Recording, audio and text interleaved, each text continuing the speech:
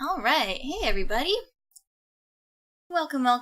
Just starting a little early just to make sure that we are not having any technical difficulties before we start.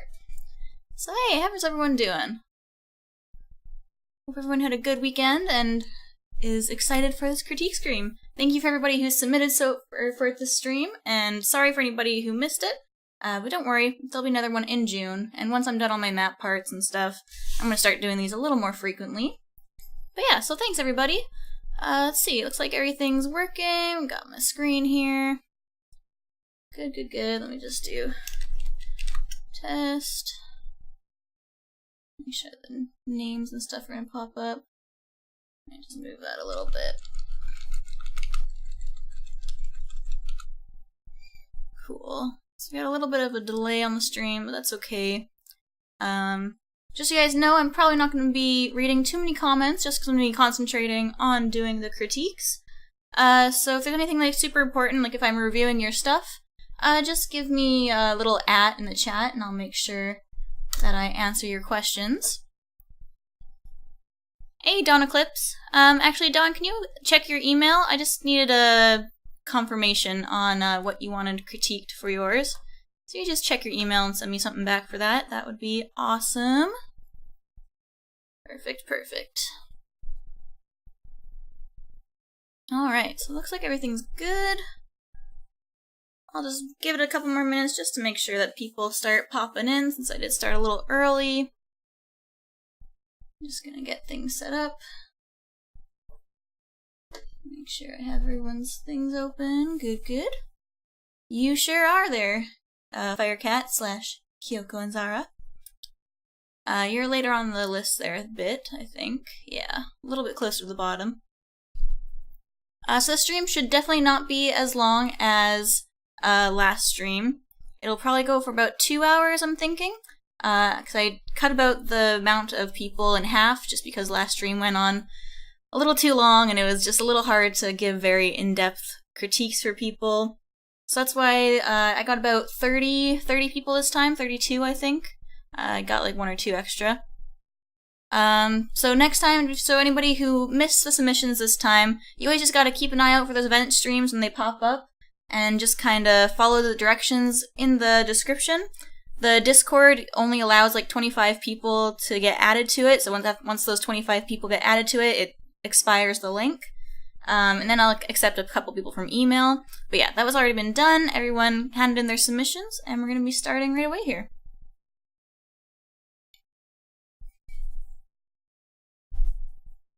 That's because the Discord server is closed now. All the submissions are closed. I got all the submissions for the stream already. I usually post the event stream 2 days in advance for you guys to submit to. That way I can do all the planning and everything I need beforehand. And just makes everything go a lot more smoother. So yeah, so we're gonna start in just a second here. I'm just gonna give it a couple more minutes. Next time, Autumn, just keep an eye out for the stream, and when you see it pop up on your thing, and when I'll post it always in my community tab as well, so you guys can always check back in there. Perfect, thanks, Dawn. Let me just get yours open here. And then we can get started. Awesome.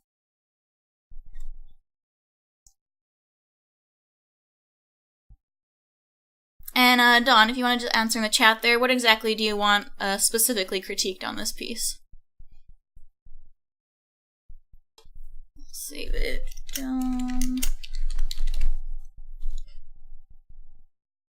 Perfect.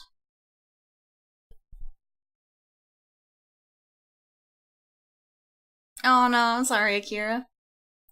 Must have missed it. Don't worry, you can get it next time, I'm sure. Alrighty.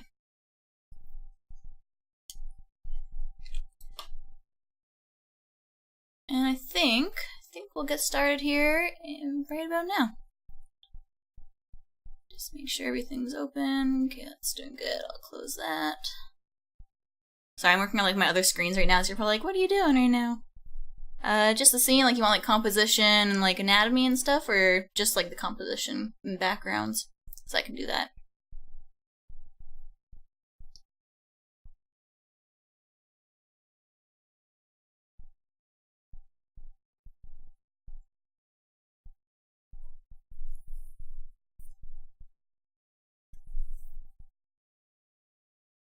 Yep, I'm just starting a little early, Cinnamon, just since I wanted to make sure everything was working. Perfect, perfect. Alright, so I'm going to start opening things up here. I'm going to be starting with Finchsong. And they submitted a drawing to be reviewed. Let's open that up. This little beauty. Awesome. Finchsong might not make it, but that's okay. This stream should be able to be, you should be able to go back in time and review anything that you missed, and it'll also be put on my channel after. So you guys will be able to see, and I'll also put the timestamps for everything. Background and anatomy of the cat. Awesome. Thanks, Dawn. Sounds good.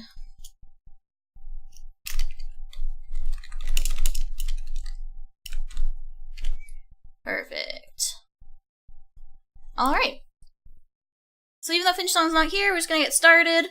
They'll be able to check it once the stream's over anyways. And for anybody else who missed it, or might have to leave before you get to your part, don't worry. You'll be able to go back to it after. So yeah, Finchsong specifically wanted some advice on lighting and shading. So let's see here. I always like to put a little white over just so I can see where I'm putting my lines for you guys.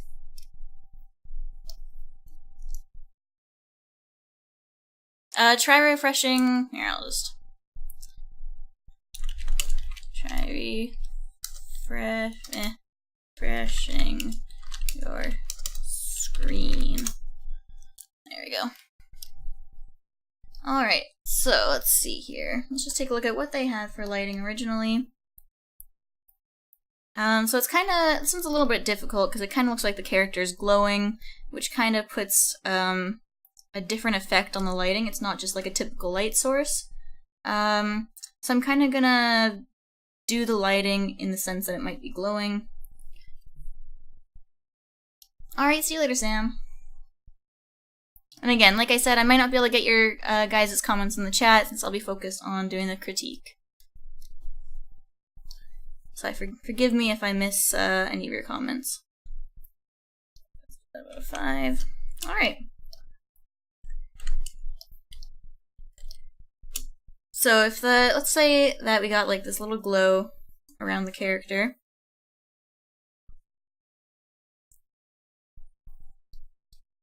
Blah blah blah. So if the glow is the main source of light, you're probably gonna have like darker areas inside of the body. Kind of, the light's gonna be hitting from all angles.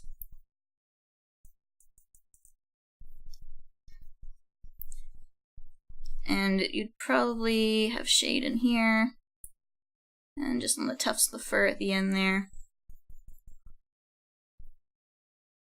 So basically, imagine that the light source is coming from pretty much every angle for this. That's kind of what's happening when something's glowing.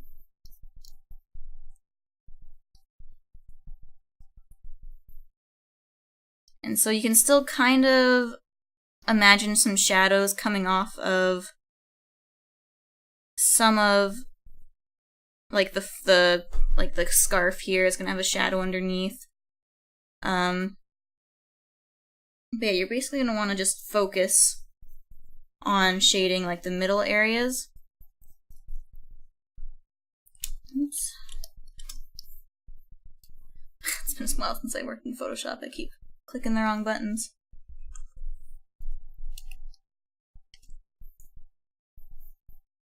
And so like the light would probably be blocked by the tail here. And you'd probably get a little bit on there. Actually, you know what would probably even be easier? I'm gonna do this a different way quickly. There's no real way to select the character. Let's put this on multiply. Make a lower thing. I'm actually gonna remove the white for this. So I'm gonna select a blue color because it's the pink on the outside is, again, it's a bit of a cooler pink, but a blue would work nicely. Actually, even a purple would be good for this. I might actually do purple instead. Make it a little less saturated.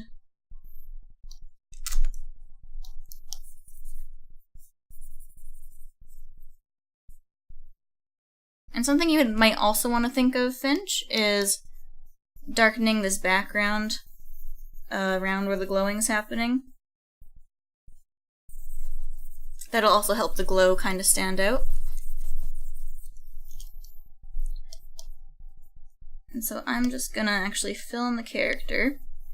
This is a good way when you're focusing more on the highlights than actually shading things, is to just put in like a bold kind of color, shading color all around your character.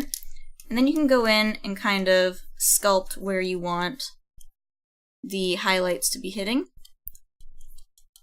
This would probably be a much better technique for this particular drawing. So you'd say like someone would hit her cheek there. Kind of be hitting all these edges. And of course, make sure you're thinking of the 3D space of your character. So you always want to think of, so let's just get a red here. Put it on a different layer. So always think of like what your character's geometry is underneath all this. So it'll be probably like pretty flat here. Of course you can have like these round edges on the fluff. Knowing how your character is sitting in 3D space will really help you understand where the shading is going to hit. Kind of like that. So if you're really struggling with where you want to put your shading, definitely try putting like a grid over them like this. Think of these grids like you're wrapping a ribbon around your character and how the ribbon would sit on your character, kind of. If that makes sense. So the ears would probably be inverted.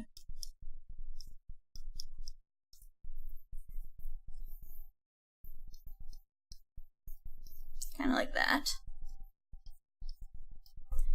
And then with that, you can kind of think like, okay, so this is the edge of this shape here, so this is where a highlight would be. This fur here would be highlighted, and it would probably be a little bit in shadow from the scarf. And then of course just kind of put an outer glow on the rest of the character in places. Yeah, this works much easier than just kind of putting the shading separately. This is a lot quicker and probably is a lot easier for your mind to understand.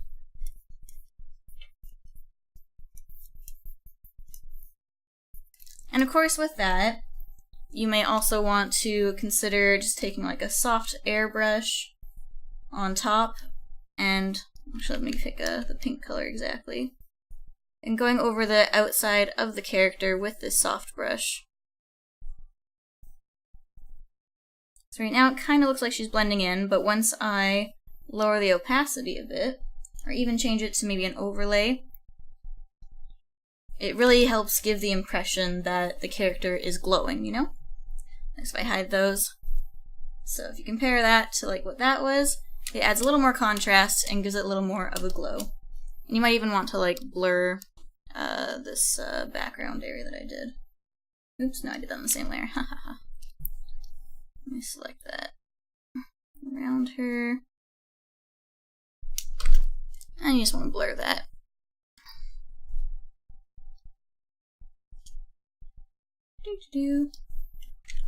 Perfect.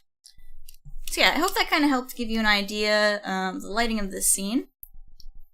And I hope it kind of gave you an idea of how to think about your shading in the future. I'm just going to save this so that I can give it to you after. Perfect. Alright, thanks so much for your submission, Finchsong. Now we're going to move on to Shummy, who submitted an animation for me for us to review. And we're going to, they mostly wanted to focus on their editing of it, so I'm just going to open it up in VLC and kind of just talk about it. I won't be able to really like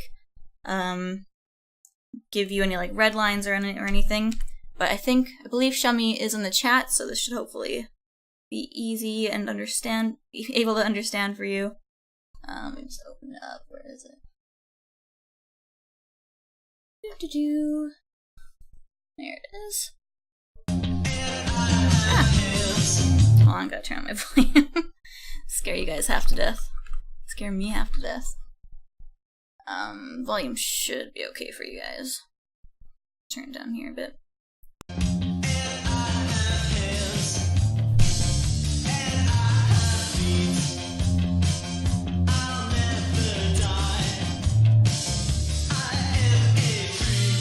Okay, so I'm going to turn the volume and just kind of watch it as the movements go by, so just give me a second here.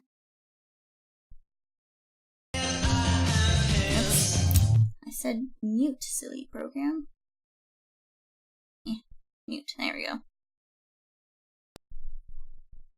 Okay, so we have the two characters come in, they look up at Scourge.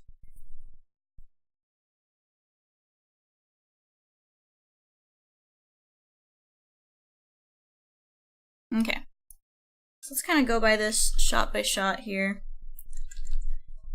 I remember how to go back and forth in VLC. Which I might open this in QuickTime. Might make it easier. Open with QuickTime.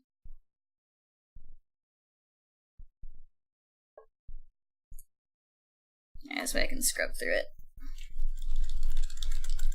So I like the slight drift that you have in the characters in the beginning, that's nice. And the other character comes in. So the beginning shot I think is fine, I don't think there's anything wrong with that. And then we pop to Scourge here.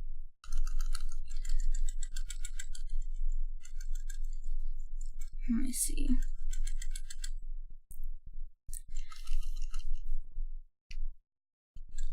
I don't really know if the zoom in is quite necessary. You would almost want to hide that pop where you change the character in like these two drawings here. It would have been nice if you are going to do that zoom in, do a very quick zoom in to his eyes, and then like right like in this frame here, like in this jump between the zoom out, that's where you'd maybe want to switch your frame and switch to this drawing. It would just hide the transition a lot nicer. And the background kind of still moving once the zoom stops is kind of distracting. You'd probably want to keep the background moving at a similar rate. At least it can move, like can zoom in like in further than the character, if that makes sense, but you'd want it to stop zooming at the same time that the character stops zooming. And I would almost, if you're gonna do this zoom in here, I'd almost have like a gradual zoom in as we start, like the background is. Have a gradual zoom in, and then do a really fast zoom into the eyes, and zoom out to change the character. And you can have it still kind of gradually zooming out, so it's kind of not such a sudden stop. And the next scene's pretty good. You've kind of got that, it's like a film technique, I can't remember the name of it, where like the character zooms in, the background zooms out. I think that works fine. But then the background kind of, let me just play that. You see that little kind of stutter in the background where it kind of stops moving when the character's still kind of zooming out too. It would have been nice just to have the background to keep zooming out slowly instead of having like a pause there. Let's see. As well as the character could keep zooming out a little faster as well. And again, as I said with like the last scene where you can hide the pop of the character changing over the zoom out, that would be another good thing to do here. So as soon as you, in the middle of like the zoom out, you could have his eyes open.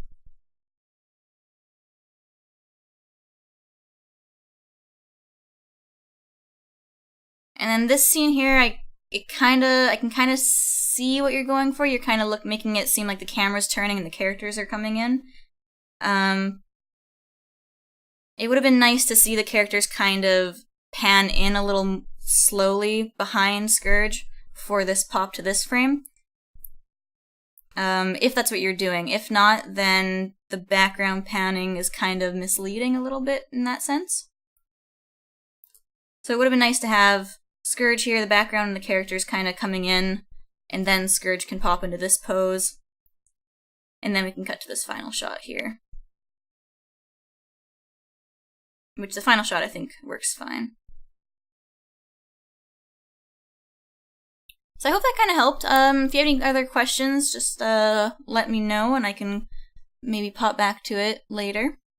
But I hope that kind of helped with the editing and just kind of understanding how like the zooms and stuff can flow a little smoother. But other than that, very nice job. I love this map. I'm really excited for it to come out because I really love the style of it. Very nice stuff. Awesome.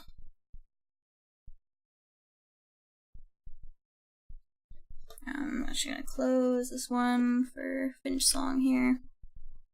Make sure it's saved.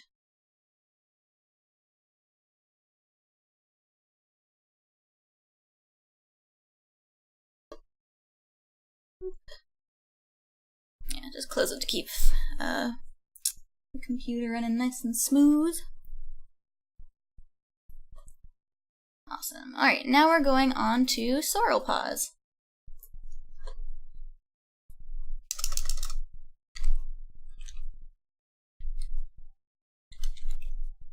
Did I spell that right? Yep. Let's see, where is Sorrelpaws? Sorrelshade, Sorrelpaws. Alright. I know, I love Sorrelpaws style, very cute. So they wanted help on anatomy, shading, and backgrounds. So overall, like you have a very stylized anatomy, which I think is fine.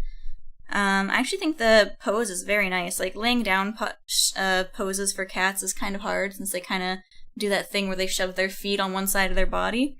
I think you did the pose perfectly fine. I don't really have much to say about the anatomy on this. Let's take a look at the background here and just see what we could do. You have like a very bright background, which isn't nothing wrong with that. Let's see. Something that would have been nice to do is you have this light beam coming in, but it would have been nice. Let's get another different brush here. Pump that up a bit. Alright, so you have this light coming in, and instead of just having it a straight line across the screen, kind of think of where it's going to hit the character. So you can almost have it kind of wrap around the character. Maybe end a little bit of shadow here. And then continue onto the rock. And then onto the ground a little bit. Maybe even hit like some of these rocks on the way down. Let's just think. Let's say it's hitting the character here. Also the top of the rock. And then maybe like a light on the ground, but you also want to just keep in mind where the shadow for the rocks are going to be. And also keep in mind where the shadow for the character is going to be. It's almost just, oops, it's gradient. Let's just fill these in quickly, just messily.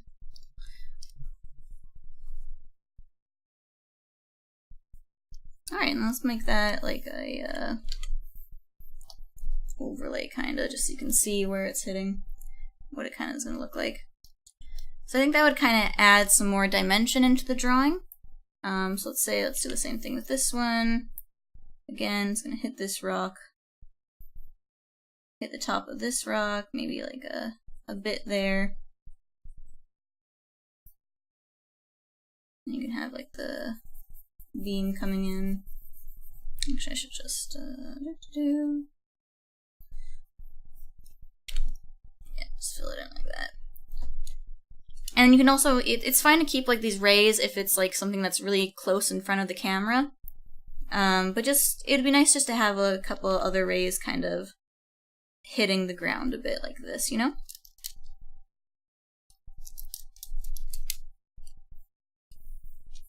This might even just be better like that.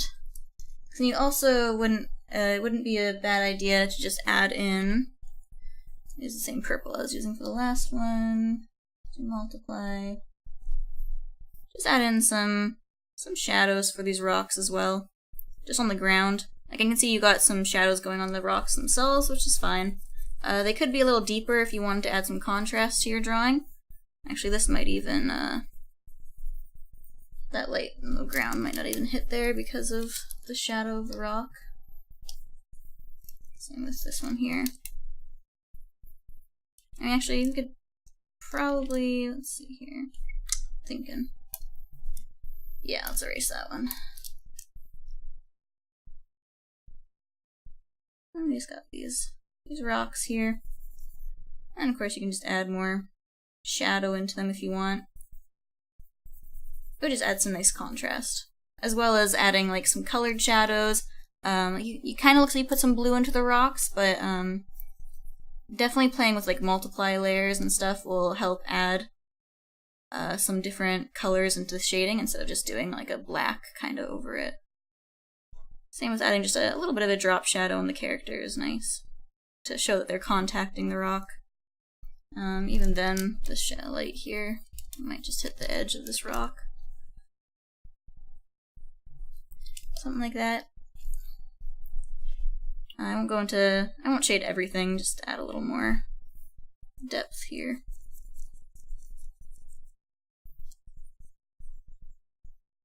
Anyways, I'll leave the rocks at that.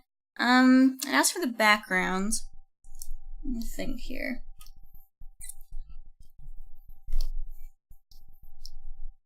It would almost be nice to dull the, oh, where's my soft brush? There it is.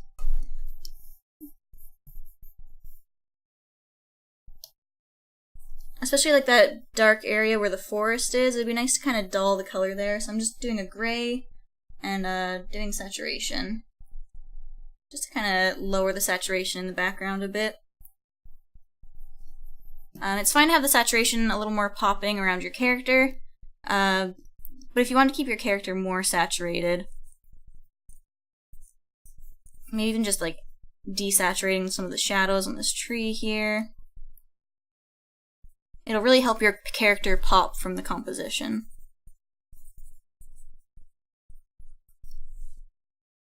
There.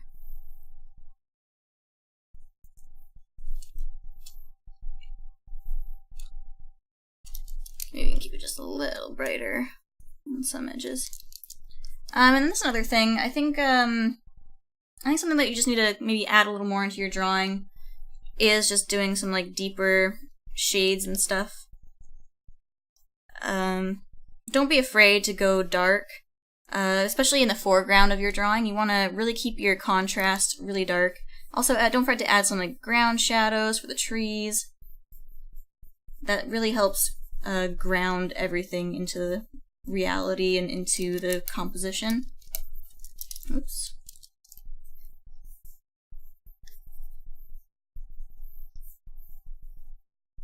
So you have this light source, you might as well use it to play around with the shadows and such. Perfect. You can even like really, although she's kind of a dark color, so gotta be a little careful. Adding some shadows around to the sides for. So you might want to keep that side light. You can add some shade to this side.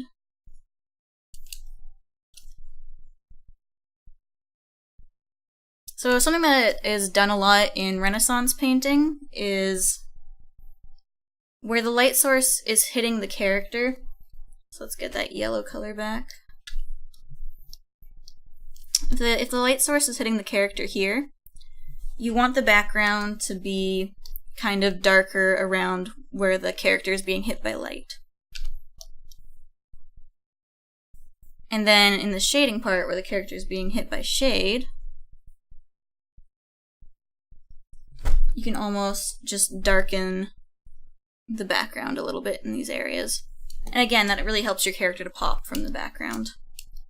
But as for the trees and stuff, like, you have very good kind of depth into your drawing. You maybe could even just add like a couple more trees, oops, kind of in the background here, just kind of suggesting more, and like maybe just some bushes, just to make it seem like there's more to the forest in the background. But overall, very good. I really like how this looks. You have a really good understanding of like putting together the composition. Like, your characters, the background's very simple around your character here. I would almost get rid of this tree here, just so that your character's more in view. And let's see, maybe even like lower these bushes a bit. Get rid of the bush on this side.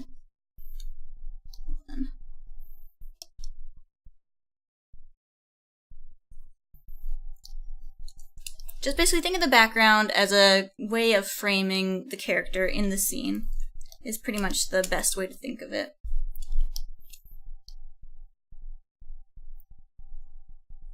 There. But yeah, I hope that helped. I think you're doing good. You have a good, strong sense of like anatomy, especially with the style. It's very cute. I love it. But yeah, just try and think of making your scene a little more 3D by adding some more shadows, drop shadows on the background and your character, and it'll help your character and everything feel like it's actually in a 3D environment. So yeah, thanks so much, Sorrelpaws.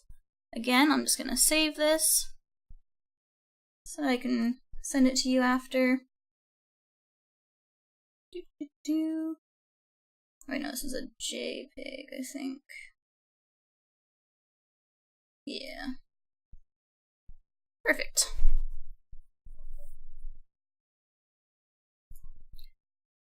Close that. And now we have Amichie.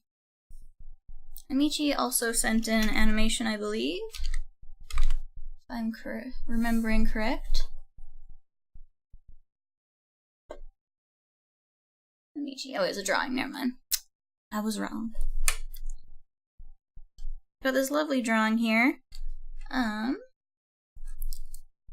not too sure. I don't think this was a canon like scene or anything. I think it was just maybe one of their OCs. That's fine. Nothing wrong with that. They wanted advice on the background, shading, and fire. Okay. So I can see with your background, you were kind of, let's just kind of draw a ground plane in here for your character. When you're doing a background, especially if your character is going to be in it, it's very important to kind of know where the background, where the ground plane is. Let's put some 5. So let's say the horizon line's kind of up here. It might even be a little bit higher than that. Again, let's add just a little bit of white over this. So, oops. So here is where your character is standing on. It doesn't need to be perfect perspective. It's really not that big of a deal. Just kind of helps you understand what the space is around your character. So let's just kind of see where your character would be standing in this. So your character could almost have their feet a little further back with this perspective that you got going on here. And I'm not gonna comment too much on like anatomy or anything since you weren't really concerned about that. I'm just gonna kind of rough out where I'd put your character. Like really rough, like this looks terrible. I'm sorry. I would almost even have the character have a wider stance since they look like they're kind of bracing or like concerned about stuff. What's going on?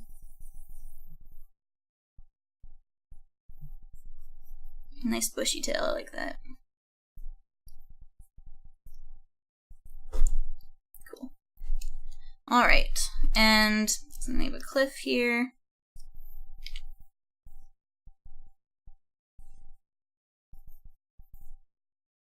Which I'm guessing goes to the background like this. And like, even though it's covered with fire, maybe just kind of have an idea of where that cliff is. Maybe add a tree over here or something to give it some height. Maybe some rocks. Now you can always add a little bit more visual interest into it other than just grass. You know, think of like rocks, leaves, things that are around your character. Now let's kind of concentrate on the fire, which I'm going to do, even though it kind of seems backwards, I'm going to do it blue.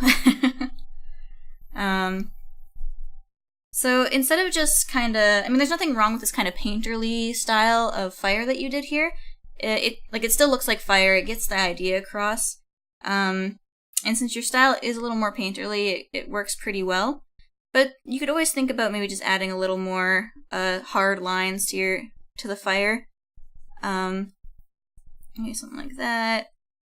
You know, adding a couple like sparks flying here or there. Get some like bigger flames. Like fire is kind of, it doesn't exactly have a shape. It's very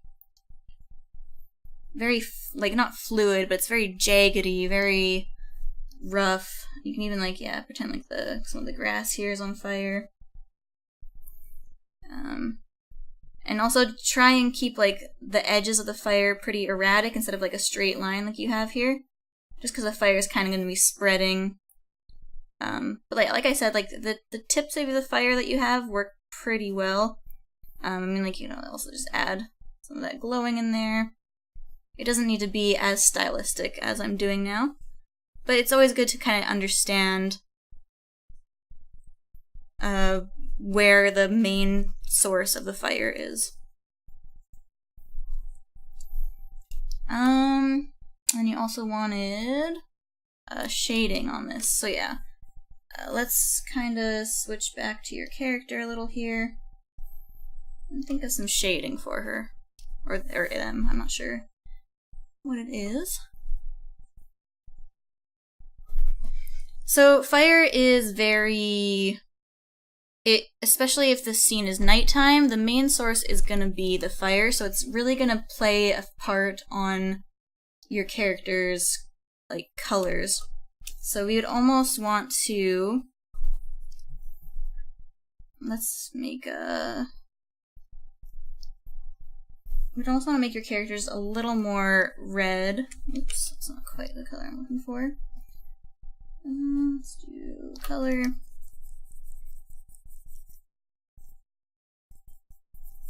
So I'm just going to go over with this orange with the layer mode on color.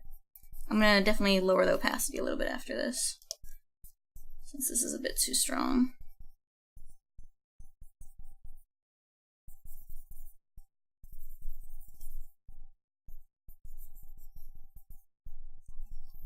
And then lower that a bit. And then, since the fire is such a harsh light, it's gonna you're gonna want some really deep shadows for this scene. And you can even keep the shadows pretty warm, like in a reddish color. We're gonna put this on multiply, switch it to harder brush. You definitely want to keep the shading very sharp. You don't want much soft lighting when it comes to fire, because like I said, fire is a very harsh light. It's not very diffused. So let's add some shading here. Let's knock that back leg back. Like, you have the right idea where the highlights are and stuff, like your highlights are nice and bright, but I'd almost want to put some more orange into those highlights as well, which I'll show you after what I mean.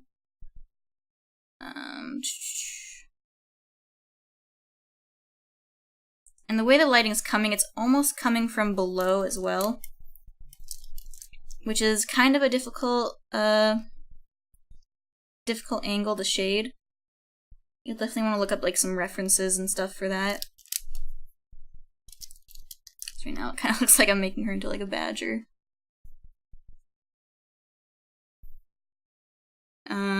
So like this chin underneath would almost be highlight it a bit, but yeah, we can add a little bit of shadow there.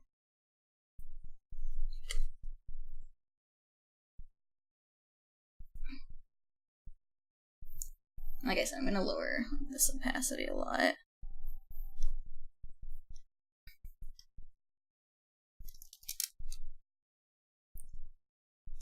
And you definitely just, like, the fire would hit, like, a lot of, like, all the edges and stuff. Like, if you remember me doing that, if you saw the drawing earlier in the stream where I did, Finchsongs, it's almost like a glow as well, but it just has a more direct light source. You almost want to, like, just knock back. And we just add some highlights to the fur and stuff. Yeah, sorry, it's very, very rough, but...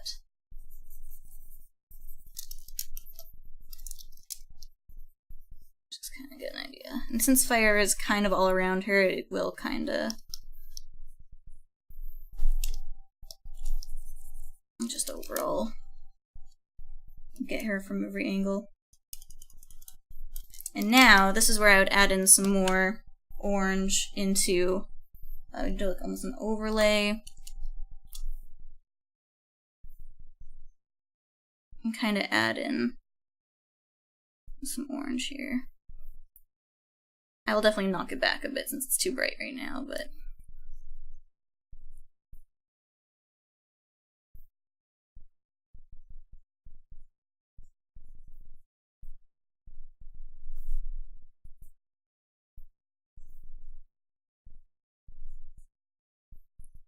do. Oops, a bit much.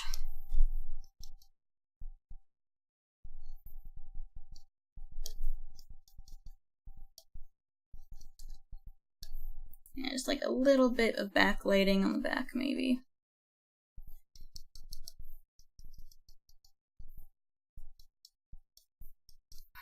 I guess the light's pretty much gonna hit like almost every part of this character. Yeah, definitely like lots in the front.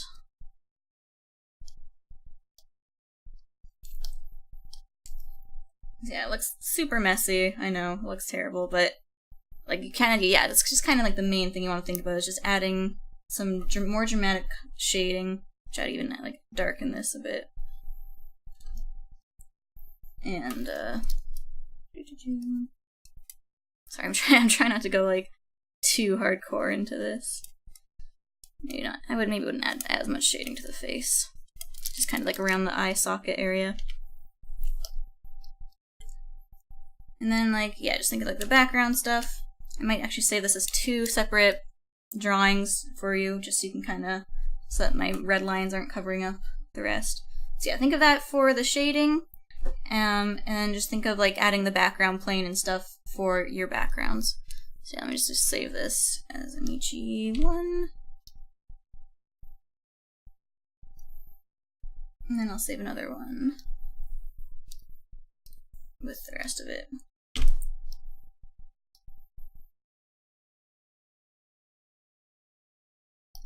So yeah, I hope that helped.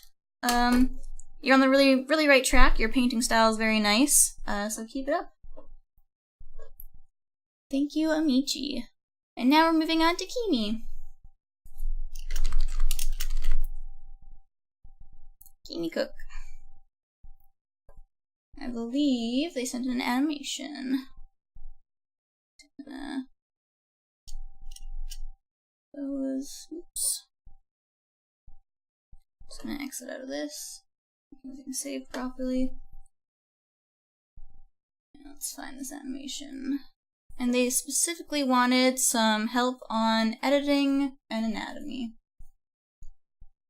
So I'm trying to think. I might open it up into TV Paint then. Import.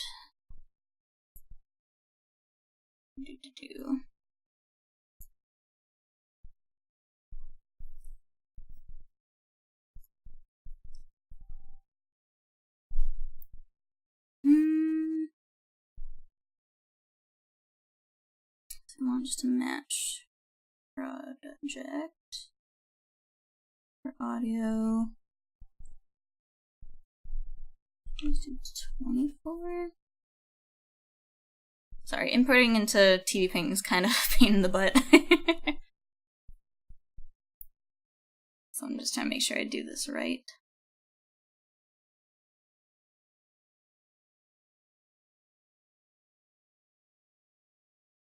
Alright, let's try that, see how that works.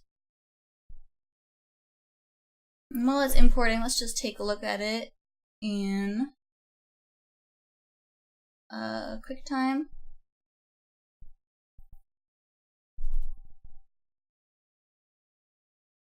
Alright, so we'll play it with music.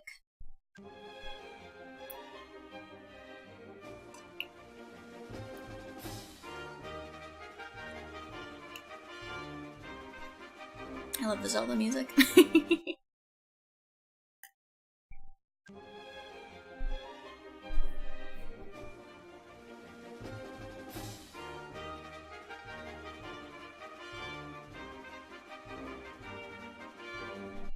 Alright. So let's actually just talk about the editing quickly before we start, just because it'll be easiest to do it here.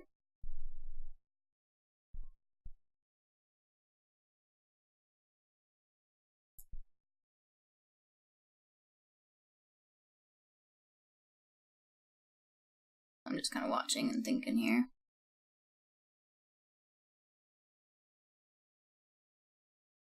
Okay, so you kind of introduce the first character here in green in the beginning, which is good. And it kind of transitions down into the second character. I'm not quite sure what the flashlight in the side's supposed to be, if it's just like a thing of lightning from him. But then I'm guessing this is a completely different scene with them fighting.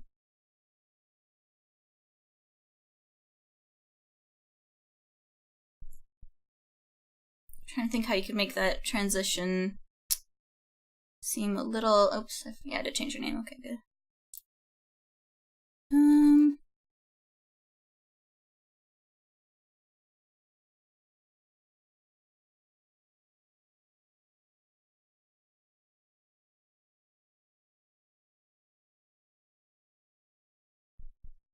So it'd almost be nice to...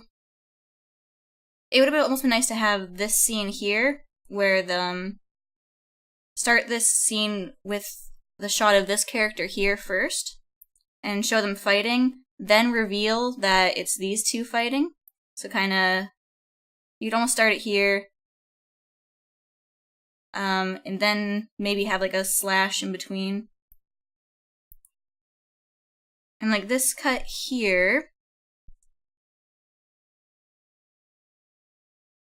The only problem with this is that it's kind of a jump cut. Like, it could be kind of like a I'm not sure if you're going for like a montage sort of thing, where it's just kind of different parts in the fight. But usually when you're editing stuff, which you did here, where she blocks, or the character blocks with the sword, and then the next scene they're still blocking with the sword, that's a good cut because you're keeping the action like continuity up. But then that's what kind of gets missed in this scene, is the character's isn't in the exact same pose. Like, their two hands should still be on the spear in this scene. Yeah, let's go over to TV Paint just so I can start drawing over a couple things. We're gonna just put a new animation layer into here.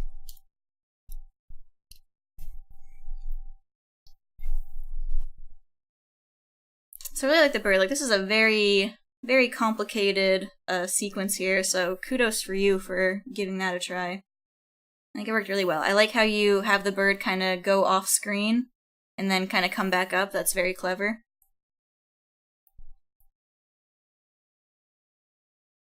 Just kind of going frame by frame here, thinking.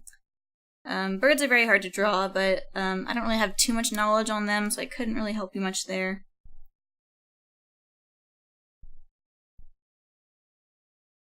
You'd almost, like, the only thing in this frame here is that you're missing the leg. You'd almost just want that leg showing there.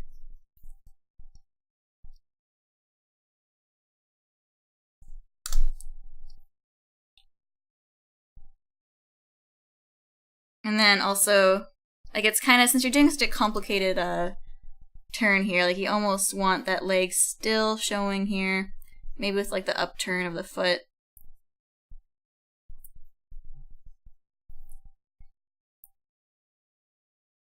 And you almost want just some indication of the character still here. Like, maybe just, like, their hair blowing, maybe that bottom foot. It's kind of complicated since it is a lot of, like, foreshortening, but since it's animation, you don't really need to worry too much about your, like, you don't need to, you don't need to think too much about each frame being perfect. It doesn't have to be perfect. As long as we have, like, some indication that the character's still there, then it really helps sell the animation a lot more. And then character goes down. I just think you would almost want the camera to still be kind of ahead of this character.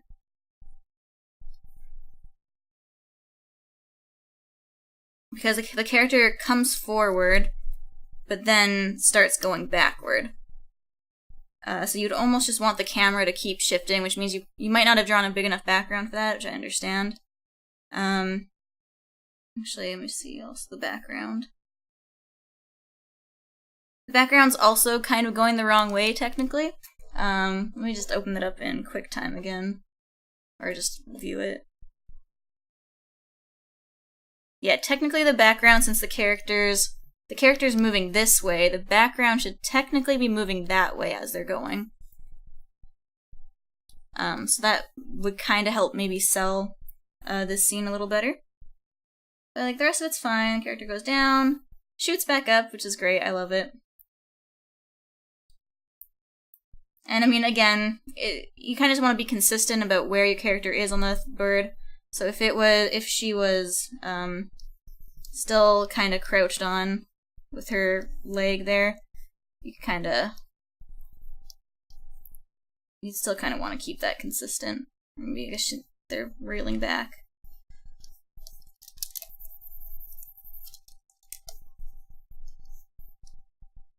Keep that.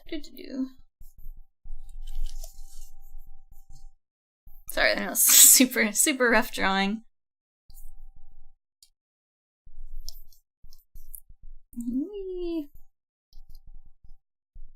Ah.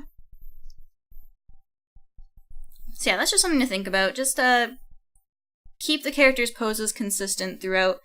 Like you can sometimes cheat it away, but I think for this one it would show a little stronger. Cause like right now it's kind of like the bird has a little riding thing where it's like a fair ride where the character's sitting inside this area.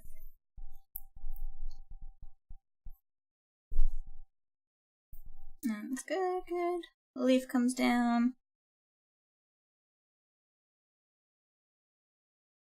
I mean, the leaf for the most part looks really good. There's just a couple frames like this one here where it pops and it's still in the same place. You'd almost want it to just still be moving down a bit. That should still work, yeah, and then even there, I'd still just need it a little more further down. Basically, a good thing to do would be, like, draw out the path that you want the leaf to be following, and then just kind of have it following that path along the way. That'd probably be the best bet. Oops. Just hide that here.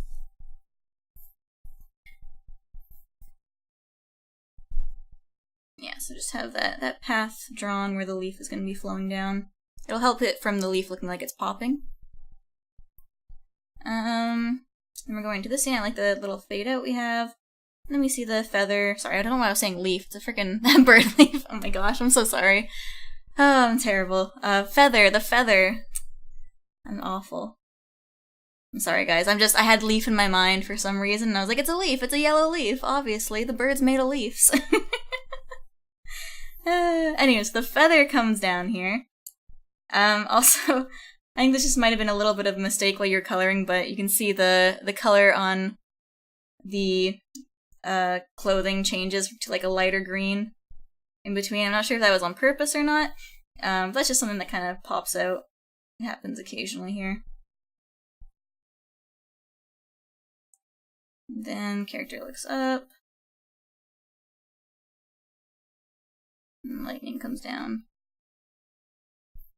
Also just watch like your character kind of popping in this frame here. Just kind of keep an eye out for those kind of things in your animation. I really like the lighting though. The lighting on his cheek is very nice. That looks good. So yeah, I don't really have too much to say about that other than just like, yeah, watch this frame here. Lightning's very hard. Lightning would strike a lot more faster than this though, so if it is lightning, you'd only want it to show for like a couple frames, not as long as you have it. And it would kind of disperse more evenly, and you wouldn't get like, it'd be like a very thin line by the end.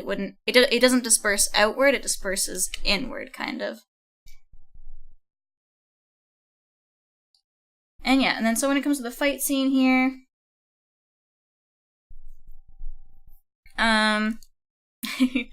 this is totally okay. I mean, it happens to a lot of people. His hand's kind of backwards here. If he's holding the sword, his thumb would be on the inside, but right now you have his thumb on the outside, so his sword would technically... His hand should be like this for that arm. This is like the hilt coming out here. So just kind of keep in mind those kind of things. Sometimes they're a little hard. When you're drawing people, especially in action scenes, you almost just want to start with like a simple, like stick man. It'll help get the movements down a lot easier for you, so you don't need to worry so much about all these things like the face, and all the like the body parts and clothing. And then you also would want to draw in the body first before you put the clothes on. It's a lot of work, I know, it really sucks, but it's the best way to do that. And again, for this character here, they're holding their spear in a bit of an awkward way. I know that hands suck to draw, so I totally understand that. So let's just say this is their spear. This hand's fine. I'm just trying to think. It's the top hand. You might, let me see. You might like see their thumb a little bit on this side. And this one down below. It's pretty good. It's just it's coming in a lot, I think. Would have been nice to have the spear maybe just a little longer, so they could hold it, and then you'd see like just a bit of their thumb. But overall, that character I think is doing fine. Yeah, okay, you kind of fixed the hand later on. It was just this one drawing here where it was a little off. Yeah, you fix it here, so that's good. One thing that's just something, for you guys, something very important to know when you're animating is try and keep your character's feet planted when they're moving. So you can see his foot kind of shifts back there. It's okay to shift it after the other foot's hit the ground, but when only one foot's on the ground, you can't move that foot. Unless you're doing like that weird dance move, the shuffle or whatever. But for the most part, like 99.9% of the time, if only one foot's on the ground, it has to stay planted until the other foot hits the ground. It'll just help your characters feel a lot more sturdy. And then this one's good. Got her kind of blocking. Again, try and think of the thumbs a little bit, about where the thumb would be.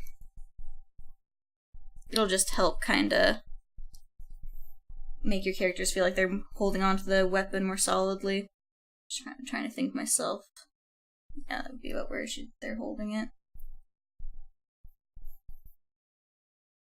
Also, you kinda switch which way they're holding it, because here you have their hand coming over the front, and then their hand magically is holding it from back. So just kind of like, I think it looks like on this scene, they're pretty much holding it from behind. Just basically keep those things consistent, kind of just keep in mind where those hands are going to be. Their arm kind of disappears here, but that's okay, not a big deal. And they push back. Very nice. I like it. Okay, one thing I noticed quickly is that in this scene, the sword's already back, so it'd be nice to have the sword still here, and then it gets knocked back. Again, that's just kind of like a storyboarding thing. It helps make the cuts more clean, so it's kind of like an editing thing as well. And they both fire, which I love. That's great.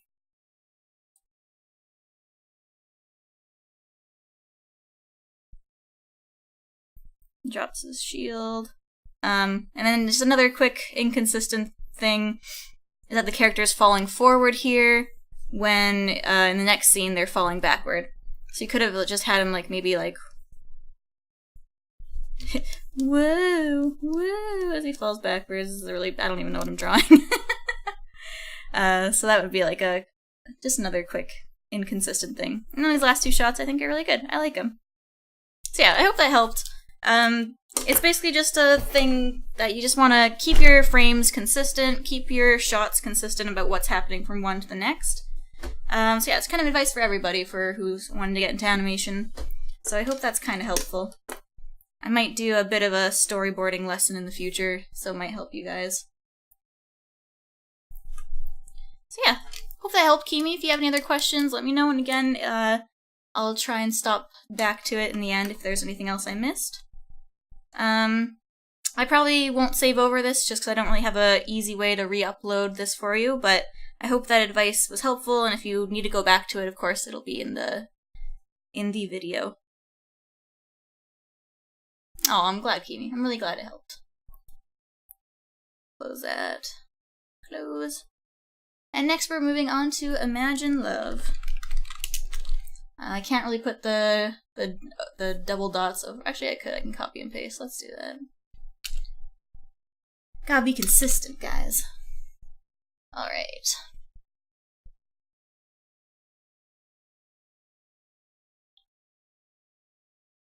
So now, Imagine Löve. I believe it's an art one. Let's move Kimi's out of the way there. Now let's open they'll see some films.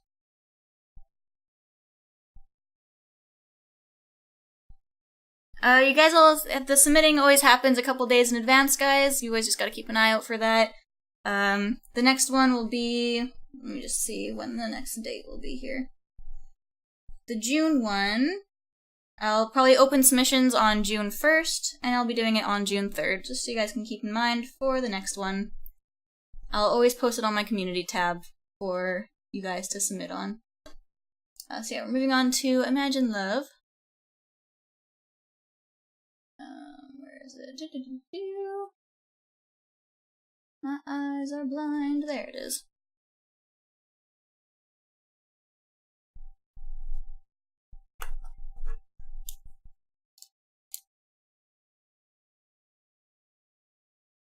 She can teach me when to go to university. Pretty much. I mean, you don't have to go to school to learn stuff, guys. You can always learn from the internet. Nothing wrong with that. Alright, so they wanted help on art style, things to improve, anatomy, and line art. Okay. So first off, I can say I like the colored line art you did. That's always a nice effect that people do. It always makes drawings look very realistic. One thing I'm just going to quickly do. Hold on.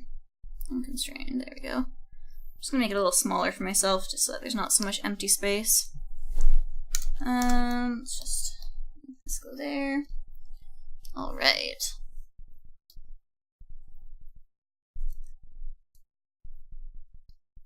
I think the background is just a picture, but it's still very pretty. I love it. It's like, must be like an apple tree or a cherry tree, maybe? I can't tell. But very nice. The colors work very well with your character. I like it. So let's see. Let's start on art style. I don't really like commenting too much on art style, you guys will know from my last critique stream. Just because art style is definitely a very personal thing. It really comes out from improving your art and your knowledge of anatomy and such. So basically my only thing to say for art style is just kind of keep working on your drawings, and like it'll just keep improving and changing as you learn more things towards art. As for things to improve on, Your natty's pretty good. Your character's very soft looking though. So you could, let me just see. You could almost just add a little more form into your drawing. Don't be afraid to add like some straight lines to your character. I just want to kind of get a good idea. It's generally a good idea when drawing like animals and stuff, and even humans, is to draw like a circle for the chest and a circle for the hip area, and kind of connect them in a way. And kind of draw where the neck is, and the head. That looks good. And then as for this back leg here, I'm just trying to think of how it would look. I don't think it would be tilted in as much. I don't think a cat's paw has that much ankle turning ability.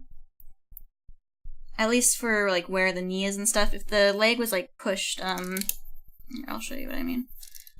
If the leg was pushed outwards more, maybe you could have the paw facing out. But since it's more in, it's almost like it's in a normal position here. You'd almost just want to keep it on like a profile kind of view. Kind of like that. And then kind of know where the shoulder blades go. You kind of seem to do that, but they also have like a little bit of an elbow to keep in mind. So it kind of goes there, a little bit in, and then you can go out. And just try and add a little more form to them instead of making them look kind of noodly. That's like the best way to... I know that sounds kind of weird, but that's how my art teacher used to always explain when our body parts just looked too flimsy. And then just kind of always draw in where the other shoulder is before you draw the other paw. It would almost want to come in more on an angle. Like that.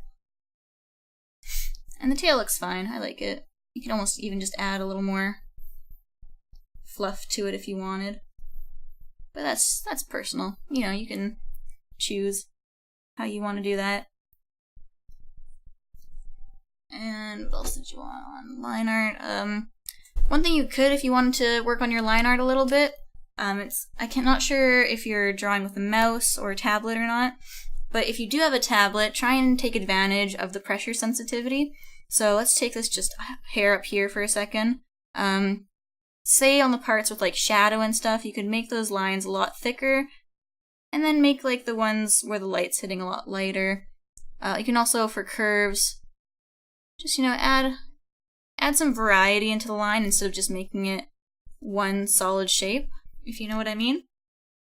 It'll definitely add some more dimension to your character and make him look a little more three-dimensional. So, and like the ears are pretty good, I think. Got a nice style going on for those. And I like the muzzle's good.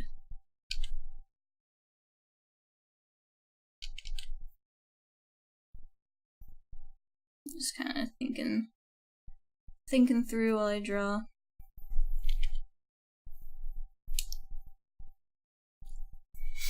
You can her face is a little lopsided. You can see the cheek area here is a lot less fluffy than this side. So just kind of draw where the bones are and where the cheekbones underneath will be. Like this technically isn't how a cat skull looks, but it's more of like a humanized interpretation of it. But yeah, just at least have some kind of idea where the structure underneath is. Terrible fluff, but whatever.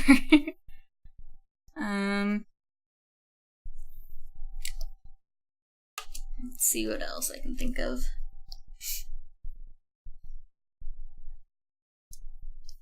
Other than that, I think you're doing really good. Then, oh wait, shading. Or wait, no, did you want shading? Let me see. No, you didn't want any shading on it. Okay. So I think that's good. I think just what you need to work on a little bit more is just having more solid solid anatomy and just knowing kind of where the bones underneath your character are. Just kind of maybe look at some poses and like some cats on the internet and just kind of study their anatomy a bit. I think that'll help take your art a long way. So yeah, thanks so much to Imagine Love for submitting. Let me just save that.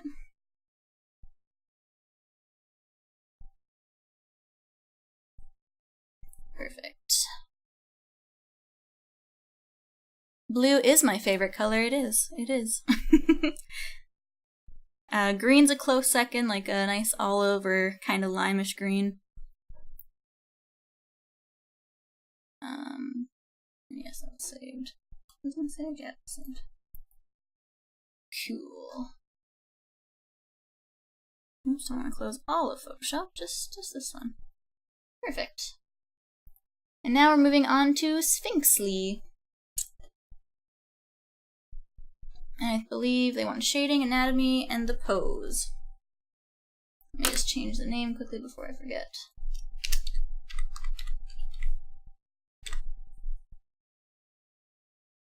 Perfect.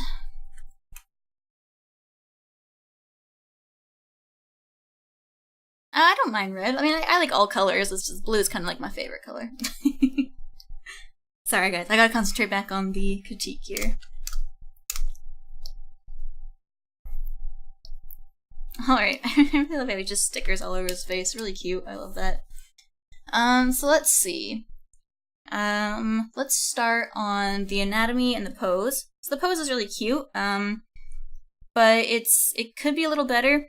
One thing that we're kind of taught in animation, which kind of transfers over to any form of art really, is having a good silhouette for your character.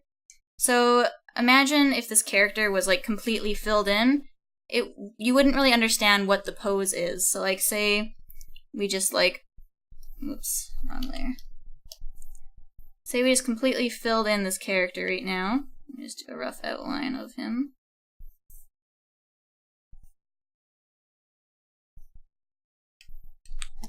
You look at that and you don't really have an idea, like it's not representing the pose that he's in right now.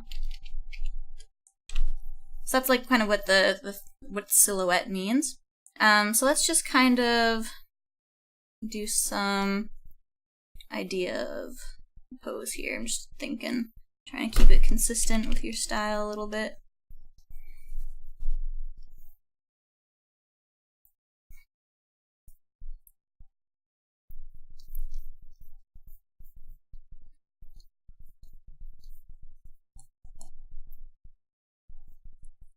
Just gonna rough things out a bit.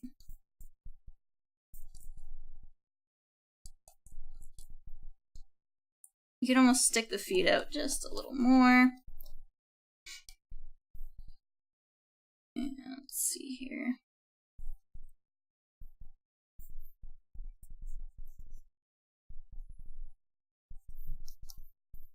I think the tail looks good. Like, the tail is totally fine. I don't have too much to say about that. I love the fluff on the end.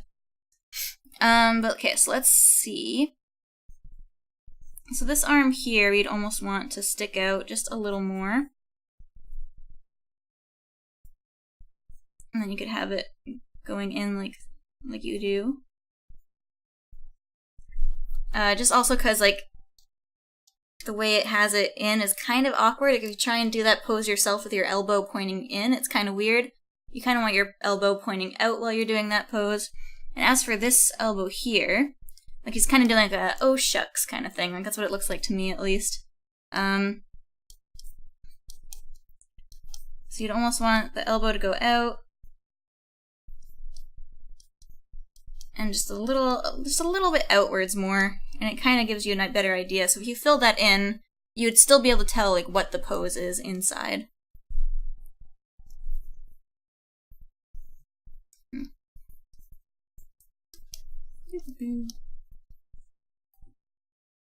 So let me just, I'll just kind of show you what I mean. So now if we fill this in,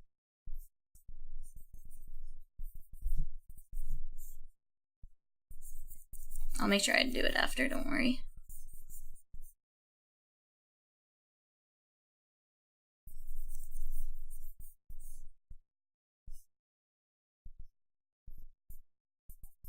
Now you kind of have a better idea of the pose that the character's in. And then you also want advice on the shading. So let me just look at that quickly. Your shading's very minimalistic, which there's nothing wrong with that, but if you wanted to have some, I can see like some parts where the shading is a bit of a problem, or just like not quite correct. So let me just, I'll take a blue, for example. So let's pick a direction where the light's coming from. Let's say the light's coming from over here. So you can go and just kind of, from there, think about where the shading would hit. So it wouldn't, I'm not sure if the under the eye part, like this area, is part of the design or if that's shade, but it wouldn't quite shade all of that. You may want like the shading under there, share the shading in the eye, maybe like a little bit under there. I'm not going to shade the whole thing, but I'll just kind of give you an idea of what I'm talking about. Like in this area, like you kind of shaded the whole ear. You can kind of just shade the inside and maybe have some highlights on that fluff on the inside of it. Then you could add some to this arm. And like the thing with your shading in here is that you're kind of just putting it around the arm instead of thinking about where the light source is coming from. So like it wouldn't really shade on the inside here. We have a little bit of shading on the bow there, under the chin, and then a little bit on the belly, on the leg, and that leg. And you almost want to just shade in all of this area. So yeah, and like I mentioned earlier, I'm not sure if you saw the beginning of the stream or not, but try and keep in mind the shape of your character underneath everything. So if it helps, just kind of draw a little wireframe about what the shape of your character is underneath. I'll just delete that after, but that'll definitely help you understand where the shading should hit when the light's coming from this direction. So I hope that helped. I'll probably just save it like this, I think, just because you can kind of have an idea where the shading is, and hopefully if you watch this video, it'll explain what I was trying to do with that. So I'll save over this, save, and this, I think it was a JPEG. No, what was this file? This file was it a PNG? It was a PNG. I missed it. I missed it. There it is. Awesome. Perfect. Thanks so much, Sphinxly, for sending in your art. And I hope that was helpful for you. Awesome. Close that. Awesome, I'm glad. I didn't see you in the chat there. I'm glad you can make it. Alright, now we got Starsnjars. Whoops.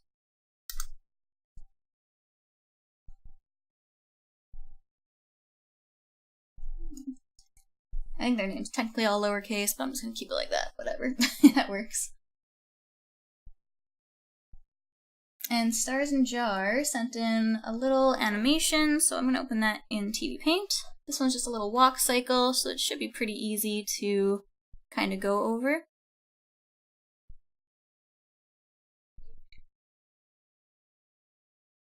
And let's see, there it is.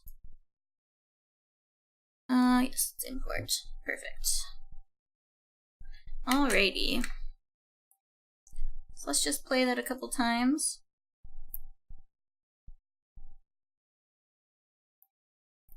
Okay.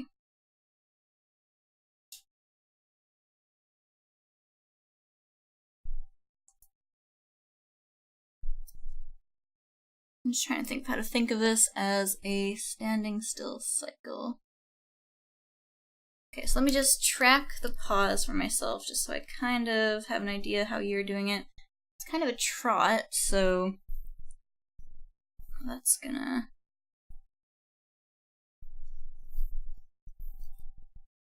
determine how the feet are moving.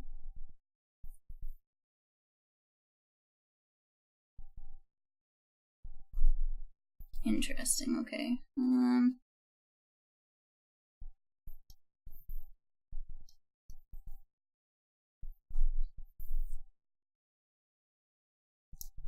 Sorry, GIFs kinda import funny into this a little bit. Let's try and see where all these feetsies are.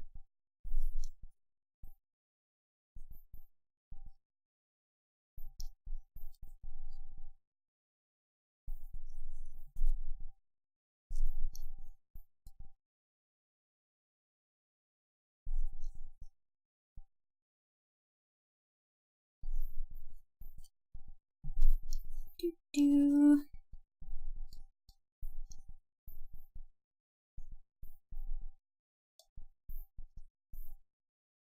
This is very interesting, okay.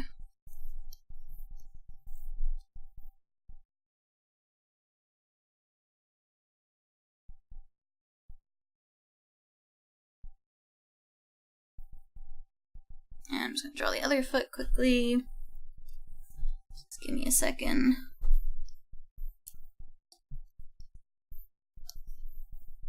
This is just really rough. I'm just trying to get an idea how they're moving.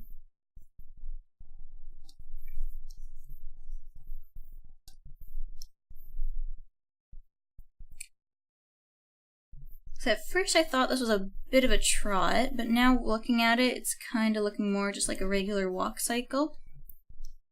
Just from the way the feet move, because trots and walks are a lot different in quadrupeds. So let's see. Okay, so let's play that back.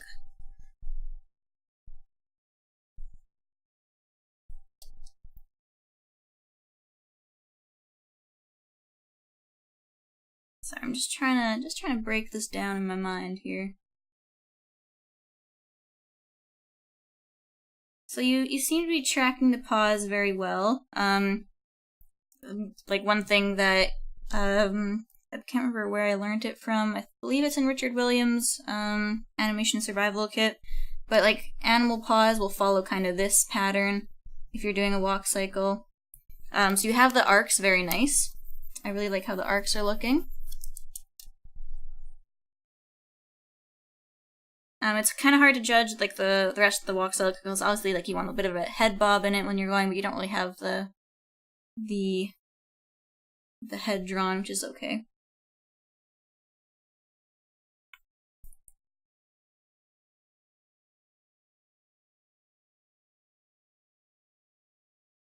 Okay, so yeah, this is definitely looking more like a walk cycle instead of a trot now.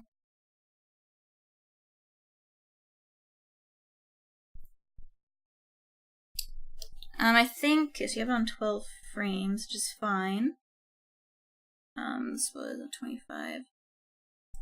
So you're kind of animating this on ones, which is pretty. Alright, wait, no, because if I. This might be better if you put it on 12 frames per second. Let's see if we can change that. I'm not sure if you were animating this on 24 or not. You might have been. But if you are, then you were animating on ones, but for a regular walk, we'd want it to be 2 frames per thing here. Oops, but that made it smaller. That's not what I wanted. That's not what I wanted. Okay, in that case, let's just extend these all by 2. And let me just see how that looks. Oops, come on. It's just gonna take a few seconds, forgive me.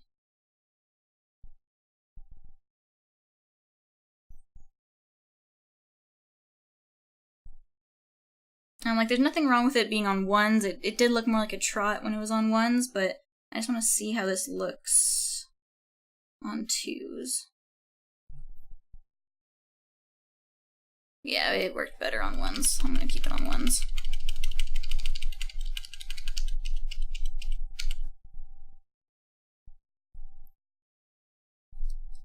So I don't have too much to say about it. I think you kind of have the basics of how a quadruped walk works. Like, I think you have it very well on, like, the left foot, where the blue is. So the way that quadrupeds will walk is when their back foot gets really far back like this, like right as this foot hits the ground, they're gonna be very next to each other like that. And then the foot's gonna lift up. But on the other foot, you kind of have them, you have this one on the ground already, which kind of throws the other leg off a bit and makes it look a little off. So let me just see how you'd fix that. So you'd almost still want this leg in the air,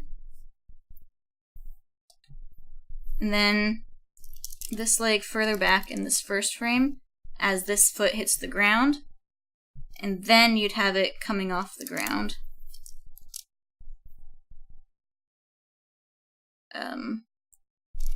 So it just changes like a couple things in your drawings.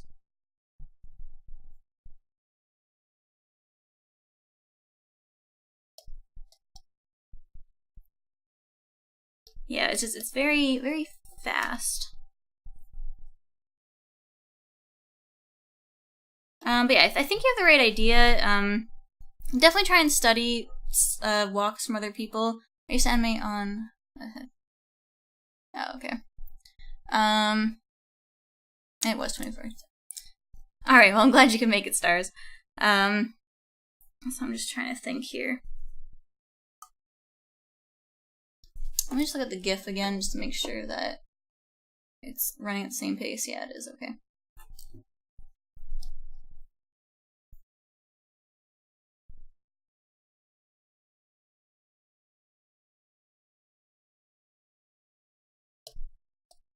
I'm actually just gonna hide yours for a second just to see how these feet are moving. It's like, I think you have the right idea, but you definitely don't need to be animating this on ones, I don't think. Let's actually just try. What if we extended these frames? So I can cut your frames in half. Let's see how that looks.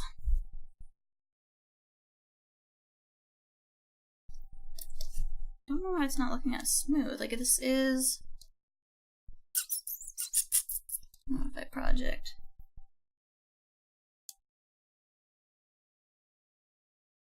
Yeah, anyways. For some reason, the timing's just throwing me off for some reason.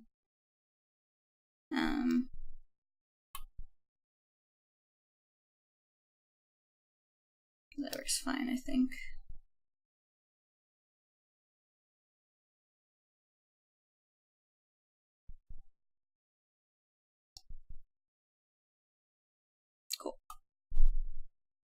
Yeah, I think you're on the right track. Like, it's kind of hard to say much more when it's just like the legs going by. But yeah, I'd maybe just change, like I said, a couple things in the beginning there,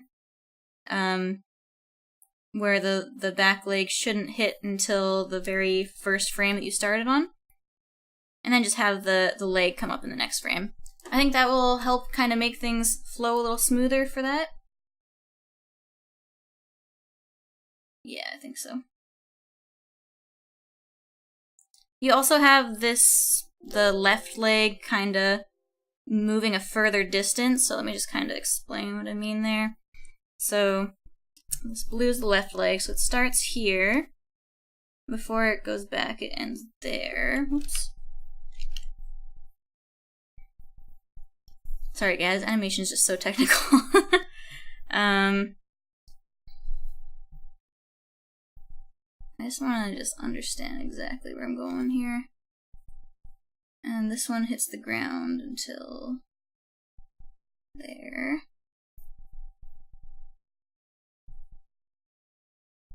So you can see how long this path is for the left leg, but when you compare it to the right leg, which with my new frames intact here, which still should kind of represent what you were doing, you can see like the path is a lot shorter. So if anything, I would say have them falling like a little bit, like this foot should almost stop here.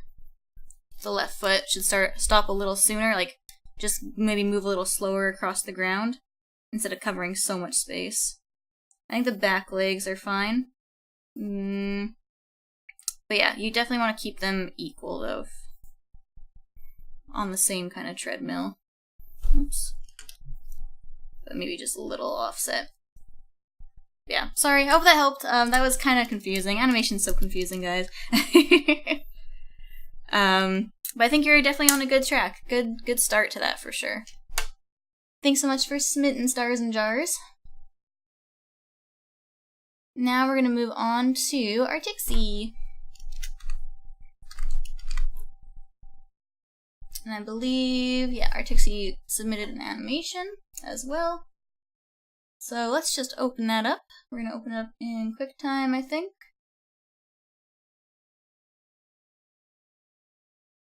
Alright, and so let's watch.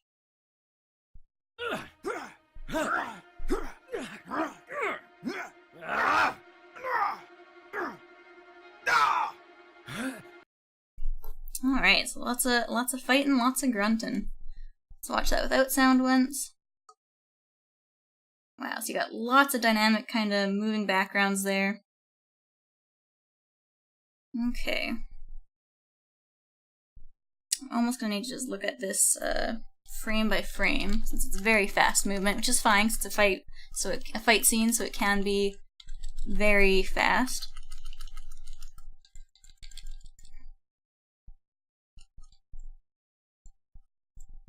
I will say for this frame, this is more of a storyboarding thing than animation, but this frame pops a little since you have the horizon line, like this line here, in the same place in this next frame. So it would have been nice to have the horizon line maybe a little lower in this following frame here.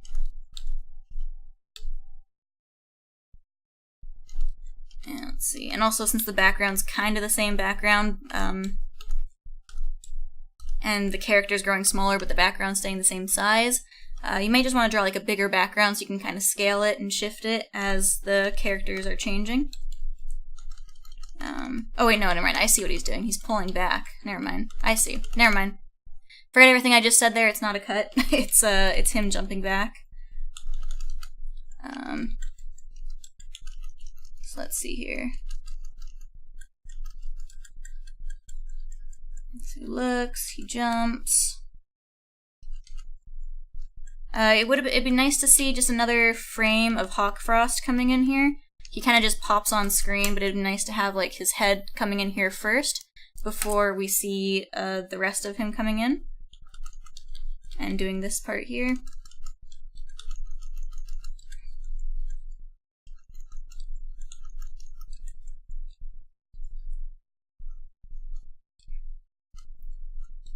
I would almost want Brambleclaw's butt to already be kind of hitting the ground here.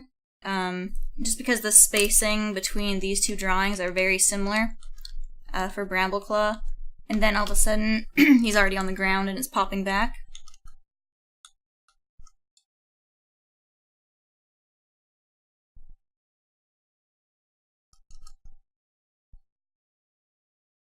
Yeah, just looking through.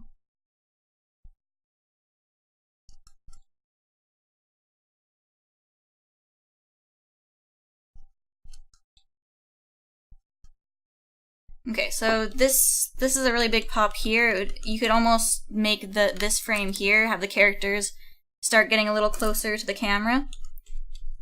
Ooh.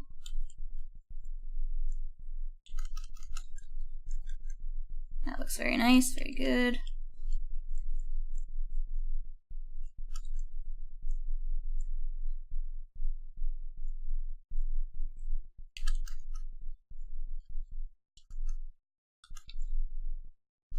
I would almost cut this scene on his eye instead of just showing nothing here. Just because you'd almost want to see either his butt still in here with his tail, but that's kind of complicated. Like it would almost just be better to cut on his eye here instead of having a frame with nothing in it, if you know what I mean.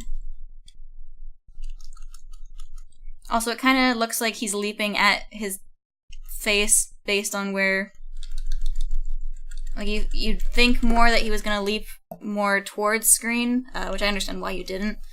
But that's just kind of a little bit of an inconsistency. It's not too big of a deal.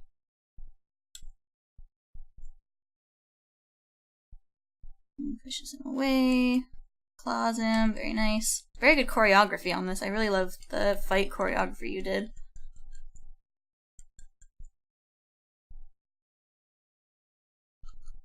I'd watch your arc a little bit in this. He kind of pops up when he should be maybe more here. Brambleclaw's face should be more here.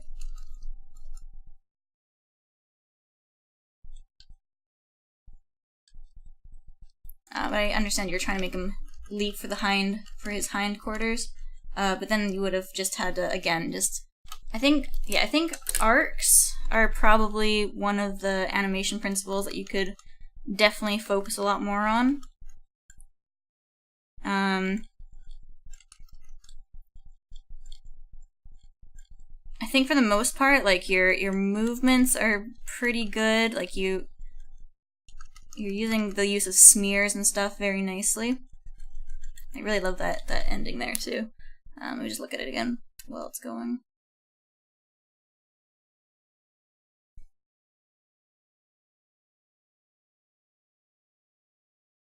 So yeah, I think the principles that you want to work most on are timing and spacing. Like your timing's actually pretty good. It's just the spacing between your drawings that need a little bit of work. And as for the rest of it, it's just kind of the arcs, the arc of the movement. Make sure they're all kind of moving in a instead of a straight line or kind of popping in the frame. Make sure they're following a nice arc.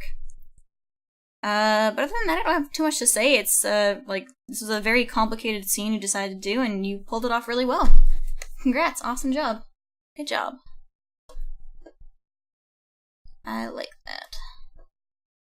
Alright, thanks, Artixi. Now we're moving on to Cerulean-devil. That is their DeviantArt name, I believe. I'm not sure what their YouTube name was. It's not too big of a deal.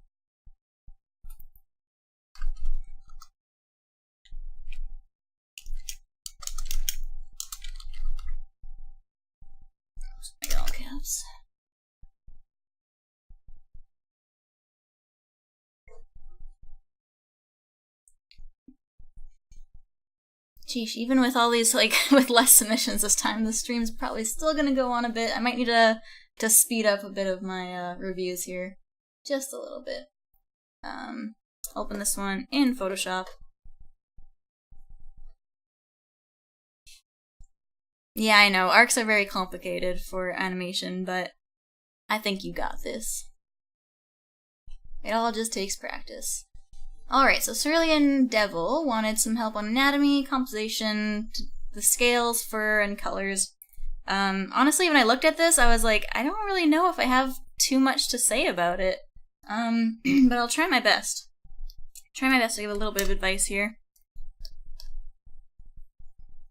I think your anatomy looks fine. Like, it's kind of hard with dragon anatomy since they're not really real.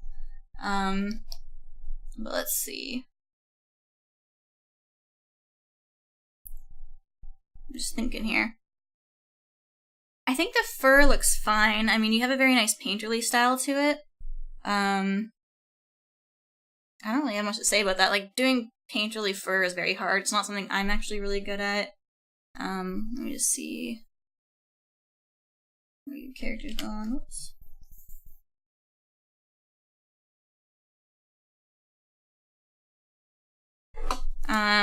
This is just more of like a like the painting thing. You could almost blur this tail in the front a little more if you wanted to. But as for the anatomy, like, the anatomy looks fine. You seem to have a great idea of how it works. Like this leg on the other side. Probably something like that, which you did fine. I'm really just trying to think of something I could tell you to help you a little bit. I think the only thing I can really say is that it's just a bit of the face perspective that you could work on. But even that, it's pretty good. Like these teeth are a little confusing. Just you'd want his face to be a little more square, I think.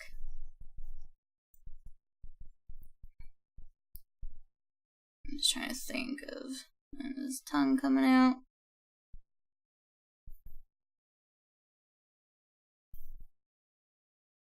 You could almost have maybe a little bit of his horn coming off of. Let me see here. It's on the side of his head. Where does that one start? Like you'd almost have that horn just a little bit smaller in the background, and following a little more of like the perspective of where his mouth is tilting. Yeah, like unfortunately, other than that, Cerulean, I don't really have too much to say. This is just a really nice piece. I think the color choices that you did were great. They work together in harmony very well. If you wanted to, you could maybe add a little more shading to it. Because right now you kind of, like, the shading on the white here is really good. But for the rest of him, he's kind of just in a local color. You could almost just do a multiply layer. And let's just pick like a purplish color. And just kind of go over. Kind of get an idea of what I mean. So you could almost just like really push the contrast in some of these areas. Especially like in his mouth.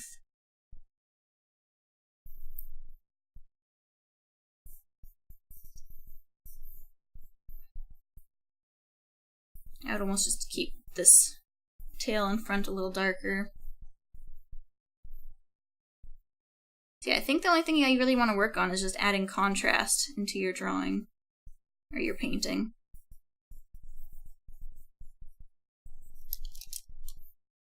It can especially like darken this area to help his, and darken the back tail there to help his front body stand out a little more.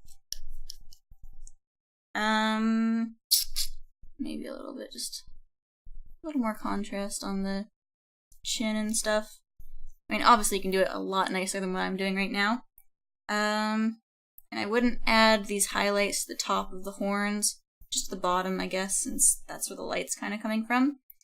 So yeah, that's basically all I can really say about your piece. Like, it's just really well done. Great job. You have a lot of skill. I'm sure you've worked pretty hard to do that. So good job. Alright guys, I'm just gonna take a little teeny tiny break. Just need to take a quick bathroom break and get a quick drink of water. So I'll be back in like not even 5 minutes.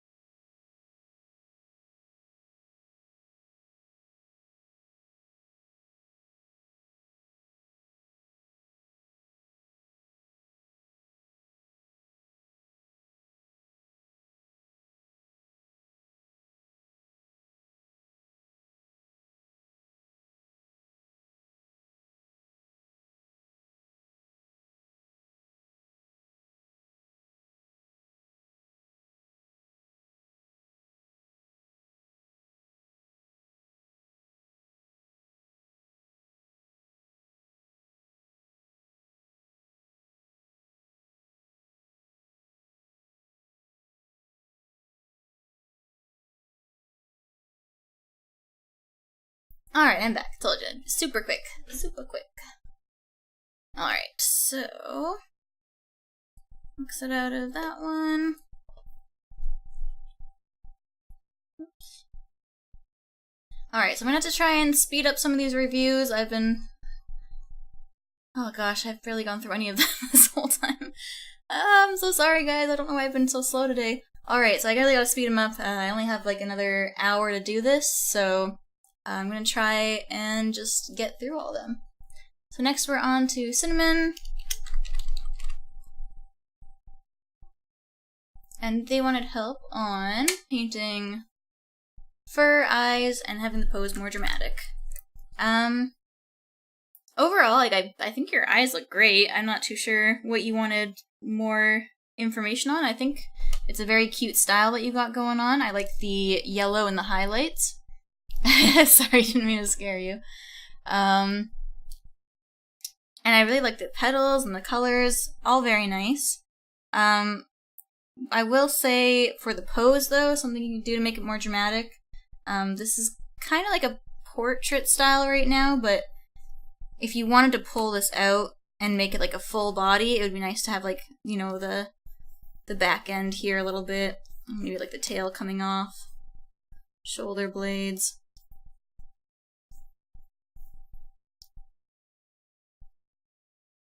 And something that would really help to add some drama to this would be for the character to be looking at the screen, like at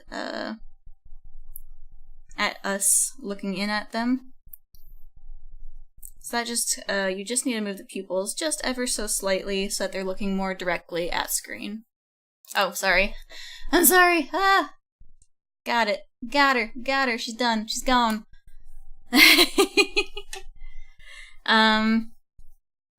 But as for like the coloring of the eyes, I think you did a fine job. I think you have a really good understanding of anatomy and fur. I would just say, yeah, if you wanted to add more drama, make it have a little more of the body in there and just have the character looking more at screen.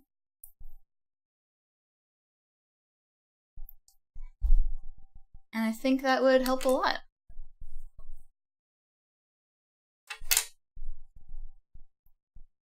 Let's see what else. Eyes, pose, yeah. I think that's all there is to say about that, really. Like, even just for these small ones, just make sure you kind of have an idea where the body is. So I'm going to... and if you wanted to, I don't know. Like, I don't really have much to say about your eye style. I just think it looks really pretty. That's all I can really say.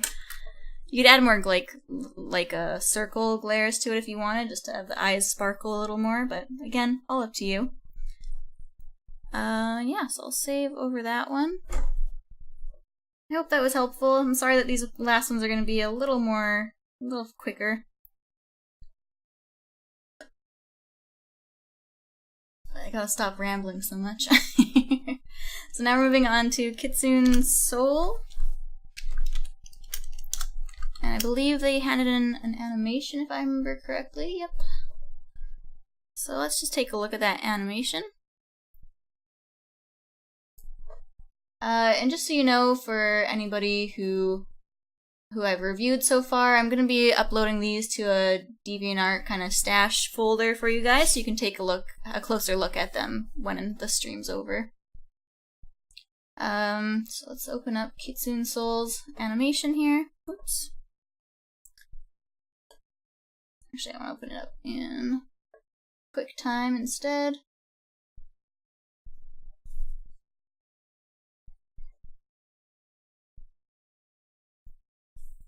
Alright, so let's just take a quick look.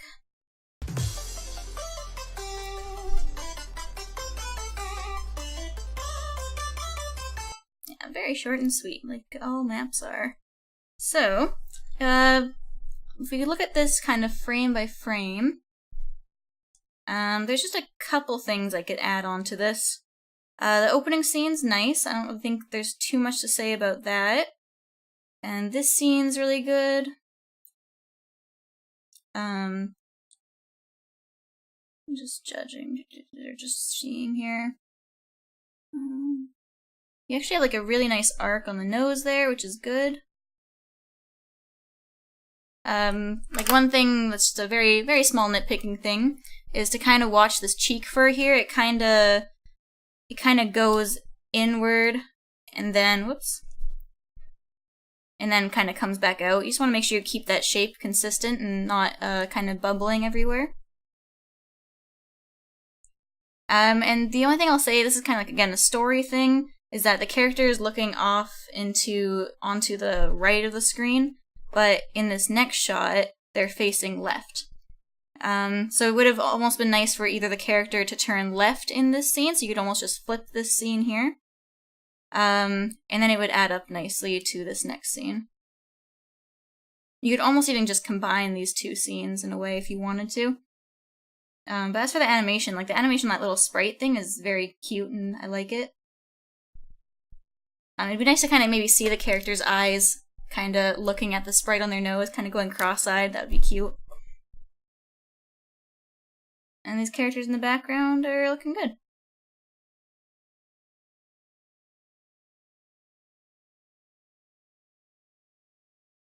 Maybe, I'm not sure what this character's reacting to here. If it's this character looking over at them, then maybe just have their eyes move up and look at this character, just have them kind of have some interaction between them, in that sense. Just kind of help us know that they're interacting. It's cute. But yeah, like your animation skills are pretty good. I think you're definitely on the right track for sure. And like the colors of all this is really nice. I'm sure it's like a palette map maybe, but if not, I mean, heck, you pick some great colors. The backgrounds are very simple and cute, and the characters they pop off the screen nicely behind them, or in front of them. Words. So yeah, I think that's looking great. I hope those little kind of tips kind of helped a bit. Storyboarding is kind of a tricky thing, which is again why I'm going to probably do a tutorial on that one day. But yeah, as for the little bits of animation in here, I think you're on the right track for sure.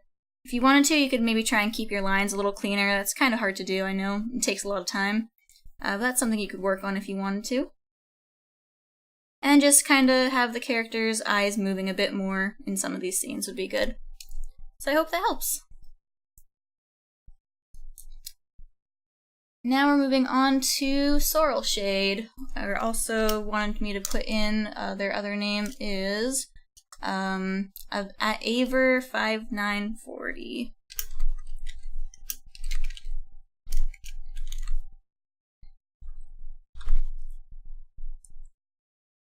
Alrighty. Oh, really, Kitsune? No, that's awesome. Well, you did a great job on that. That was great. Alright, so we got Sorrelshade, which is another picture, and they wanted some help on anatomy, shading, and background. Let's see here.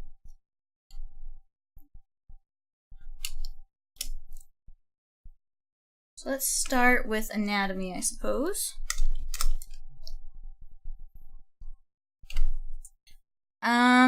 So I think the shoulders are coming a bit too forward. It's kind of making it look like the character has no neck a bit.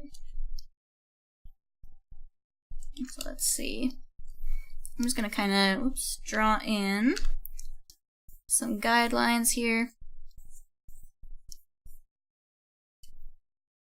So let's say the character's neck is kind of like that. And let's say their back is arched.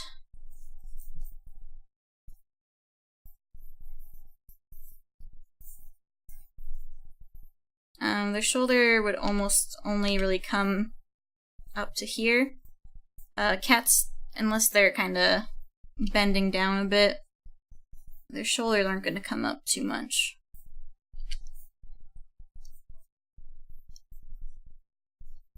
The back leg is fine. I mean, that tail's a little too crooked. It almost looks like the tail's broken because cats can't bend their tails in a 90-degree angle. So just keep that in mind. Their tails are, like, they do have bone and, like, muscle in those tails. Just gonna kind of keep that in mind. As for like the expression and stuff, I think it looks good. I like how you kind of have the head on the tilt. That's very nice. And as for the background, since the character takes up so much of the space here, it's kind of hard to see too much of the background.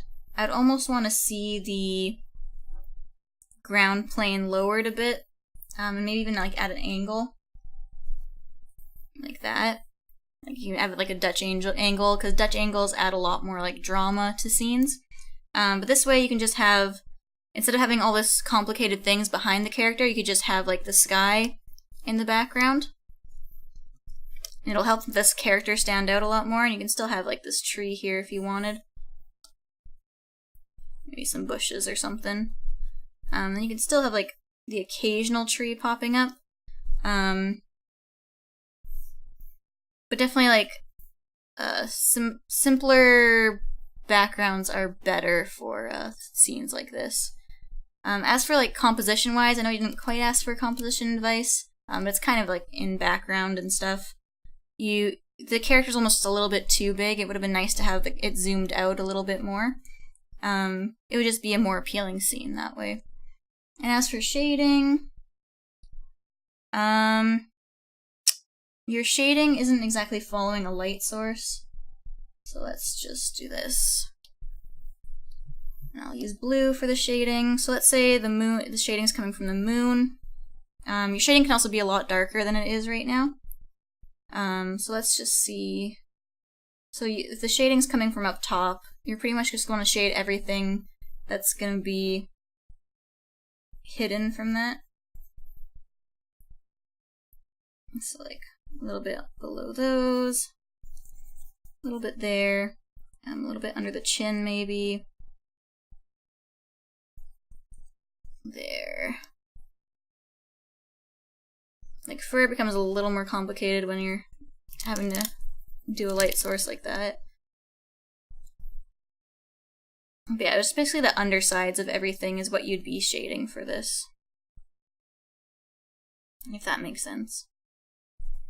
And you can pretty much just put that back shoulder into the shade. You can almost just shade this whole area here. So yeah, I hope that helps for the shading. You can just make it a little more dramatic if you wanted. And yeah, I hope that helps. And just another reminder to people in the chat, for the future, the next stream that is going to be on June 3rd, I believe, and entries are going to open up June 1st.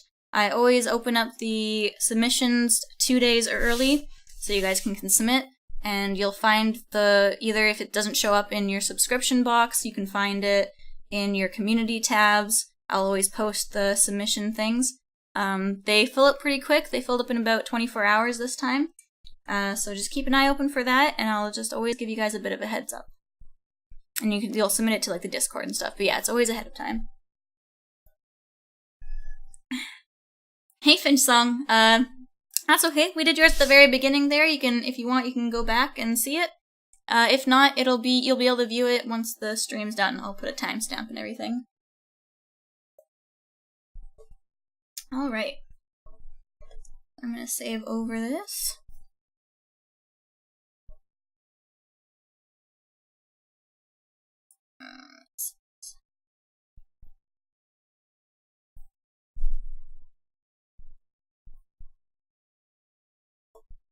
Alrighty. And now we're moving on to MidnightThunder, which is another animation.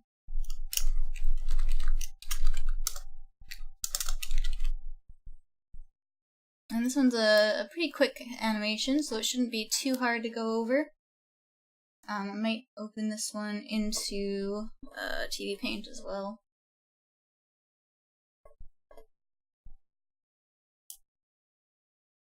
Excuse me, starting to lose my voice a little bit. And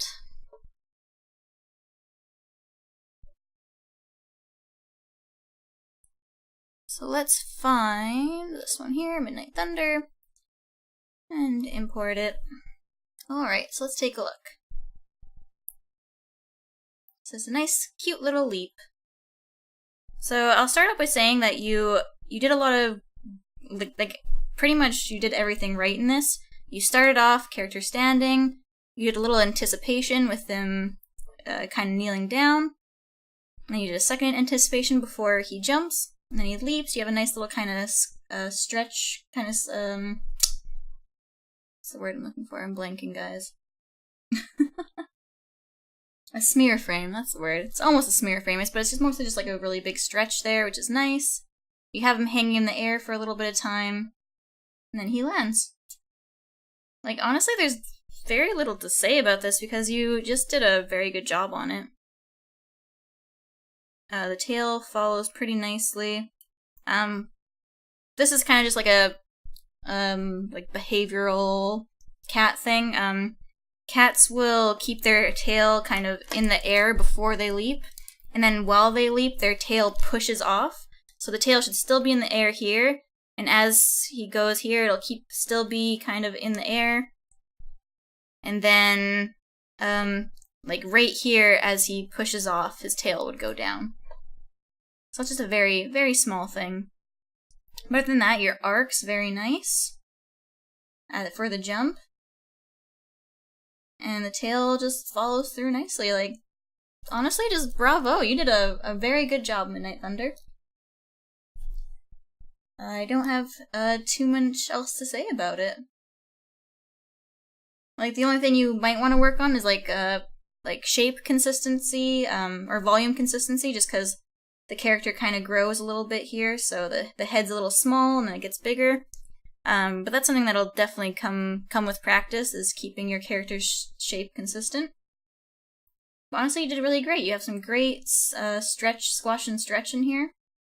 And your arc's good, your spacing's good, timing's good, just overall, just very good job. Not much else to say about it. Now we're moving on to Kittykatfrenz.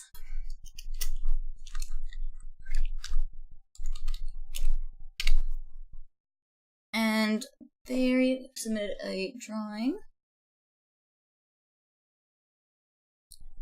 They wanted advice on background, posing, and anatomy. So they wanted advice on how to come up with poses and stuff. My only advice for coming up with backgrounds and poses would be to just look at reference, look at inspiration for what you're trying to do. So you can always look up, like, for this, if this is like a cat, like lifting up its paw and stuff, you can look up reference of that, or if it's a dog, I'm not sure. I think it might be a dog, actually. But yeah, you can just look up reference for that. Like, honestly, I think this pose looks great. The only thing that's kind of standing out to me is that collar. Oops. To make a new layer. So let's just kind of work on that collar there. Like, the collar should be up here more. You can still have this fur over it, but the collar shouldn't be so low.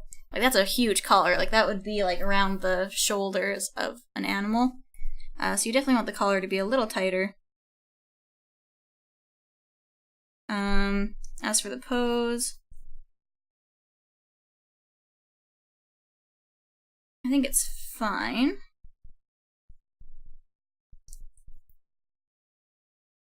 Like, you'd almost want the arm just a little lower, but I think it works the way it is as well. Just with your art style, it looks good. I'd maybe have this leg come in a little more, just to balance the character a little better. And then you can kind of have this other leg, the back leg.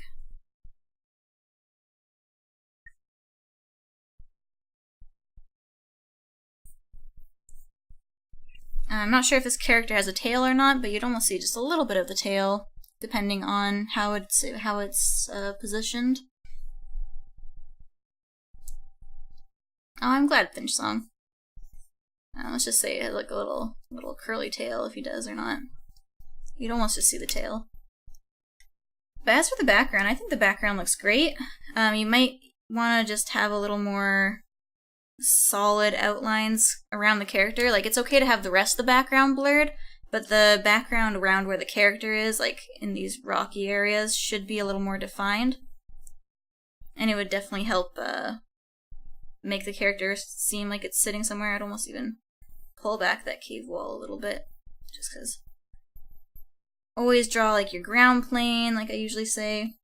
It's always important to know where that ground plane is. Whoops. Get back in there.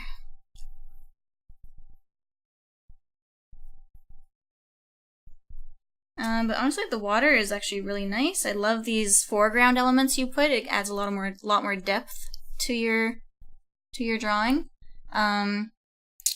But one thing you can definitely work on is just adding a little more contrast to your drawing. So let's just actually do this, show this by adding a levels, not curves, levels please. Levels is this one. So you can do this by just playing with levels in Photoshop.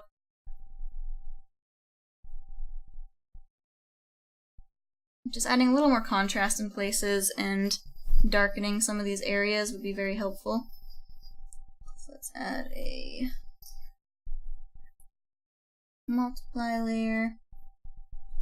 Like you can kind of make this top part a little darker. I would almost, well, considering the background's a little dark, I think these look fine, but maybe darken this plant here. And this one, since they're pretty similar to color as the other things. Let's lower the opacity now. And maybe even just darken this section. And I would almost like add some like rim highlights to the fur as well. Let's pick a different color for that. Like obviously not this color, but it's just kind of like an idea. You know, like I'd add some rim lighting to your character. That would help them stand out from the background, and then with that, I would also make this background just a little darker behind the character.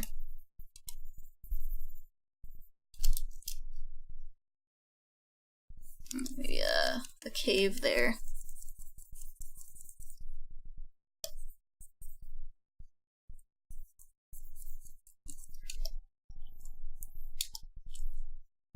Yeah, you can almost even just add a little more shading and stuff into the water, but overall I think this looks really good. I think you kind of have an idea of how it all works, so I'll save this, and if you want to take a look at it after, I'll have it on that DeviantArt.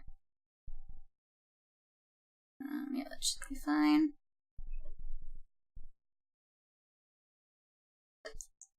Alrighty.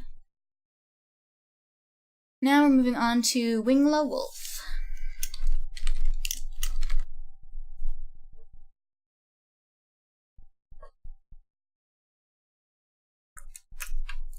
Alrighty, Wingla, here we go. So you wanted help on the clothes, colors, and anatomy. So overall, I think the clothes are really cute. I don't think there's too much I can really say about them. Like if you wanted to, like you don't need to really complicate your style too much, but you know, you could just make it so that you can see that this is a belt going around. Add a little more like dimension on the outsides. Maybe just have a couple more overlapping elements, and maybe just a couple folds, not too many. Again, just maybe a little fold on the scarf area, and maybe just show a little bit of the scarf coming back around. But honestly, the colors, like the palette, is very nice. I don't think there's too much you have to work on there.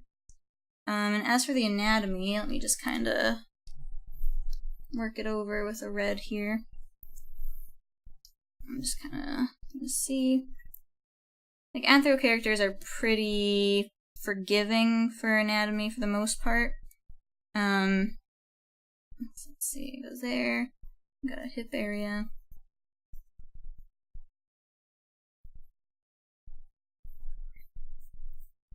So since you're going for kind of the animalistic anthro pose where like they're standing on their hind legs like this, you'd almost want the hind legs just to be a little shorter and a little further down. You definitely want like this calf area to be a little longer.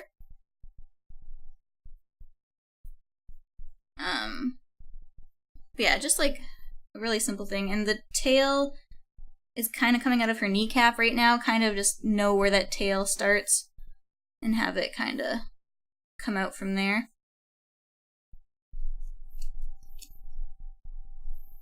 But yeah, other than that, honestly, the character looks great. I think it's a very appealing design, very cute. I mean, I would want for the pose to have one of the arms out at least, so you can kind of, if it's a character ref thing, we kind of need to see the paw or the hand to kind of get an idea of what it looks like. So if you wanted to, you could kind of take them out from behind the back, like this. That would help a lot. But honestly, super cute. I really like it. I'm just going to add a little bit of a white layer here so you can see the lines a little better. And yes, I hope that helped. Definitely keep going.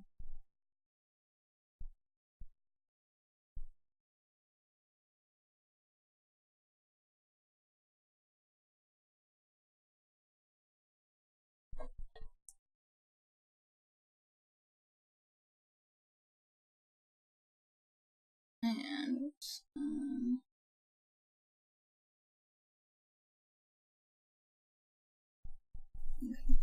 Sorry, just got a little confused there for a second. Alright, now we're moving on to Pilate-dog.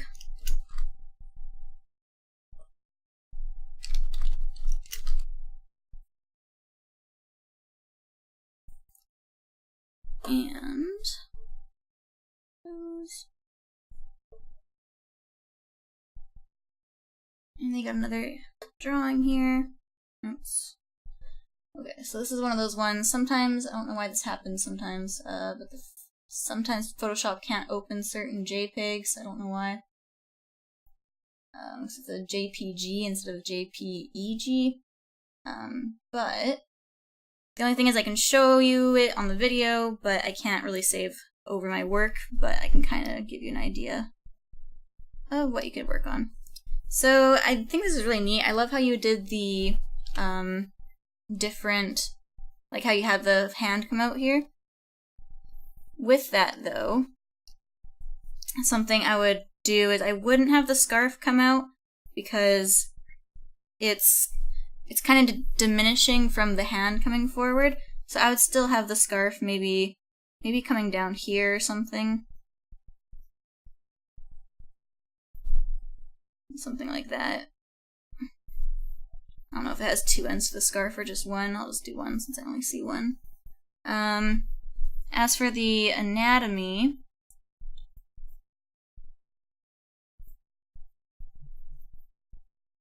I think you'd want maybe just a little more of a curve in the chest area like this. And then you could have the tail coming out like that. This pose you chose to do for the arm is definitely very complicated when it comes to the foreshortening and stuff. The hand should, well, let's see. I think you just needed to add a little more like dimension to the shoulder area and stuff, and just instead of just having like a straight line coming out, that would definitely be a lot more impactful to show the foreshortening perspective. As for this other hand, it'd be cool to have it kind of coming out a little more. Or let's see. Make it a little more dynamic by having it come out in this position. And then as for the head, it's kind of looking down, so it should work in the position it is. You'd almost have his neck tucked in a little more, but like a little forward, it's a little far back. But honestly, I think this is really good. Like, I love the creativity to it. It's such a neat idea. Actually, oh, I can save over it. Cool. Okay, I can save it. Letting your ink dry. That's pretty funny. So I will save this for you, so that you can see it after. Awesome. Oh, it's like, oh, see the video? That's interesting. Interesting. But yeah, super cool, super cool. I hope that was helpful. I wish I could have opened that in Photoshop. It would have been a little easier, but I hope that still helped. Now we're moving on to SketchPencil. who's also known as Morgana-Mikaelson. Oops.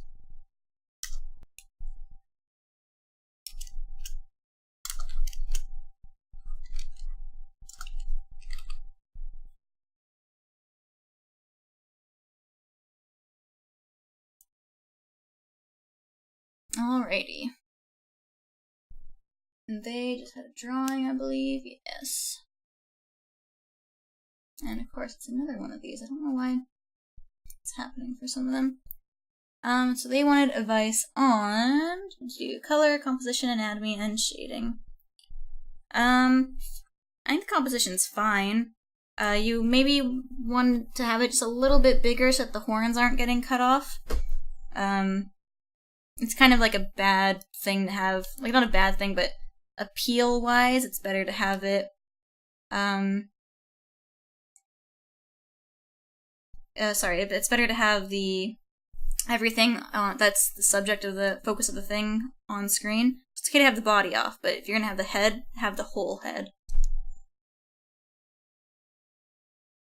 Let's see. What else did you say? Color palette. I think color palette's fine. I love this light kind of peach color you have for the background. It's the purple and green always work. They're kind of like complementary colors, or like not quite. What's the word I'm looking for? It's like I think it's like a secondary complementary. Gosh, I don't know. I can't remember my color theory stuff anymore. But all I know is that green and purple do work together very well. So this looks nice. Let's see. Shading wise, you would almost want to bring a little more light back into this back area. So let's draw on this one. Let's pick a yellow. So you'd almost want just a little more light, like rim light, just to kind of define some of this back area. You almost put it a bit too dark.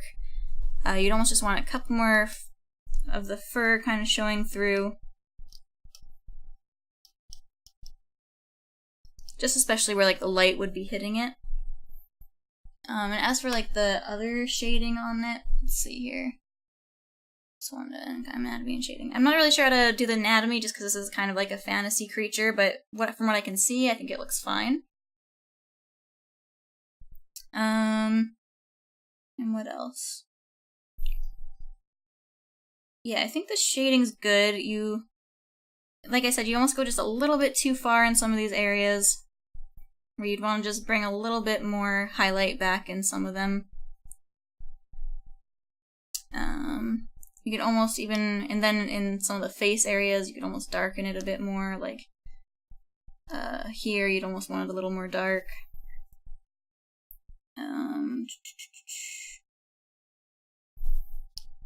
Maybe a bit more highlight to the face area and to this horn in the front.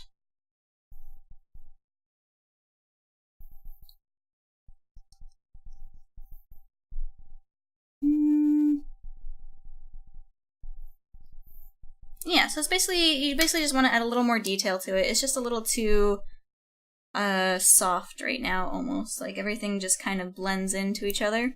So you almost just want to just define areas a little more. So hope that helps. What I'm going to do, that should be fine.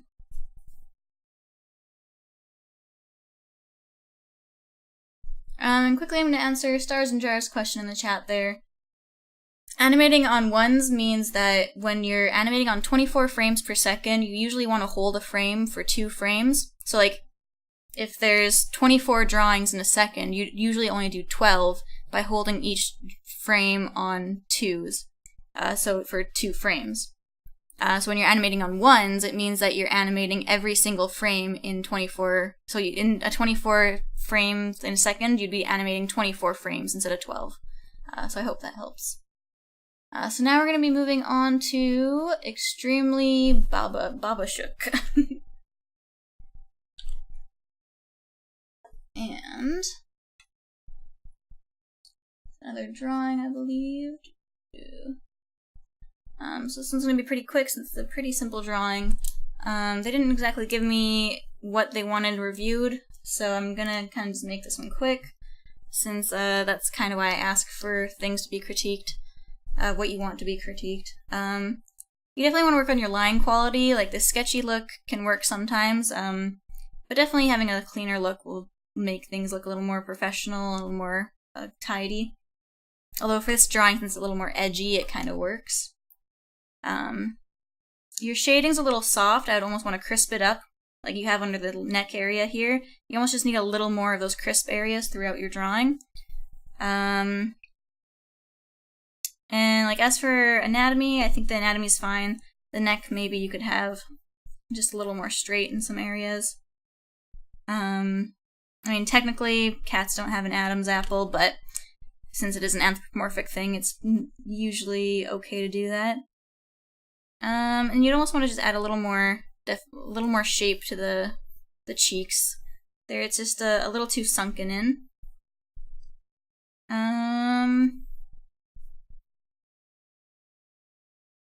And yeah, other than that, I think you did a good job on this. I think it's a very effective piece. Like, maybe you'd want to color in the pupils instead of just leaving them as just lines, but that's kind of like a stylistic choice. But yeah, I think you're doing a pretty good job. I think that's all I can really say about that. So thank you for submitting.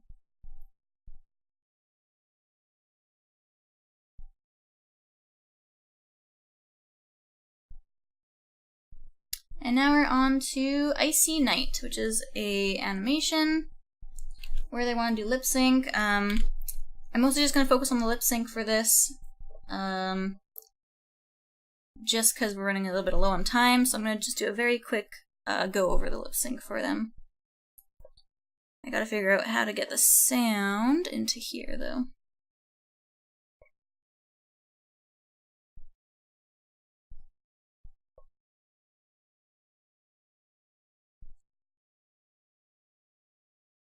Let me just see if I can figure it out.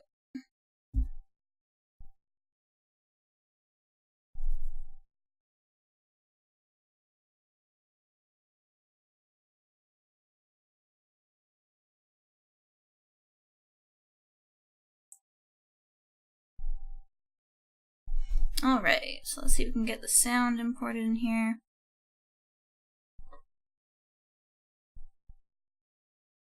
I'm not sure if you can import it from video though, so let's just see. Good, we can. Alright, so let's just play it. You've missed so much since you've been gone, but each new day I carry on and on. Okay, so I can give you a couple advice on lip sync. I hope you have a program that you're able to like scrub through, which will make this a lot more helpful. But definitely the first thing you want to do, I'm just mostly going to focus, I think, on, let's see, there's the lip sync start here. I'll just focus on one section of it instead of the whole thing. Just because I don't quite have time to go through the whole animation for lip sync, but I can focus on this one section. Let me just turn up the sound so I can actually hear what it's saying.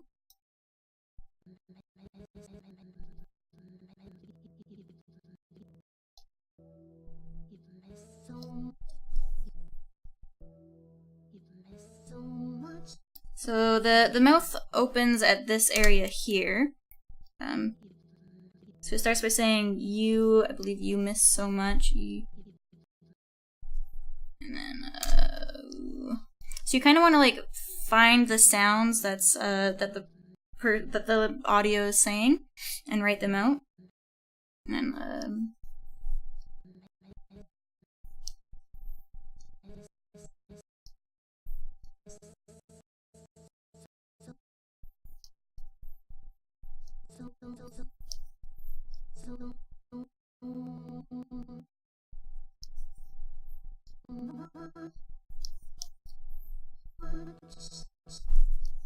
so yeah, I'm just gonna do this section here.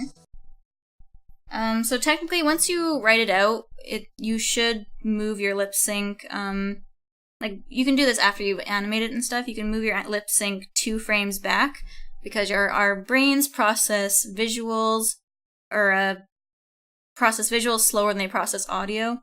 So that's why you want to move your lip sync 2 frames back than what it's actually doing. And so for this one, you'd want the mouth opening a little bit. And then for the ooh, you'd want like a ooh mouth. And make sure you're like easing into each one. So like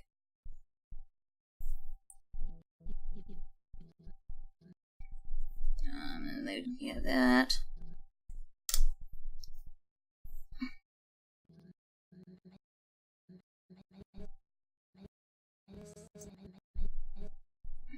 Sorry, just have the mouth open a bit here. And the S sounds, you'd want like the teeth kind of clenched. And they wouldn't really open up again until the O part, and you miss so much. And like they would still keep kind of going here. With a little smaller voice. And I think this is where it starts going again, so the mouth would be closed.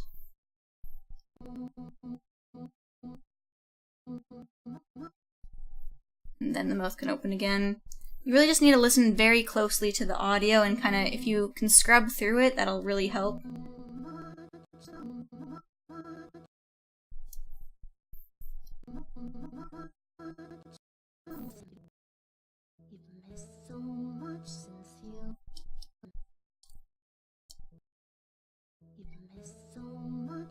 So yeah, I think all you really need to do is just add some more drawings into your lip sync to kind of ease out of some of the drawings, because it's very poppy right now. So instead of just holding this one mouth shape here, kind of have it move into the next mouth shape, and that will really help.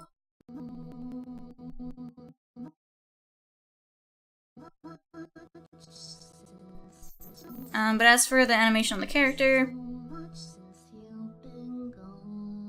I think it looks fine. It's just a very simple head movement. But yeah, you definitely just need to listen to the audio and know what the sounds are, and it'll definitely help a lot. And of course, if you want, you can videotape yourself lip syncing to it, and it'll kind of give you an idea of the mouth shapes. But yeah, definitely patience is key, and definitely just being able to listen very closely to it will help a lot. So yeah, thanks for your submission, IcyNight.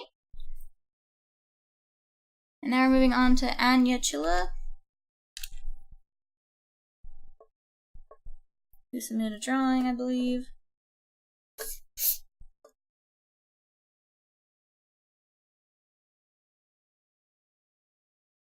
Alright, and they wanted help on composition, color, and that's pretty much it. So they're worried because they're saying that either the colors are too muddy or too saturated. So let's kind of play around with that in the composition. Composition-wise, I think it looks fine. Honestly, you don't need to, you really kind of want it to be empty around where your character is to help you focus on them. So you have a really nice thing that you've done where all these hills are kind of pointing into your character. And so it's like this river here. So that's a very good thing that you did for composition. Like this back area is very nicely done. So good job. I'm just trying to think here. Like definitely like maybe some of the colors of the plants here aren't exactly fitting the color palette that you picked. You'd almost want these plants to be a little more orange like the rest of the things. So let's just almost, oops. Let's pick one of these orange colors, put it on color.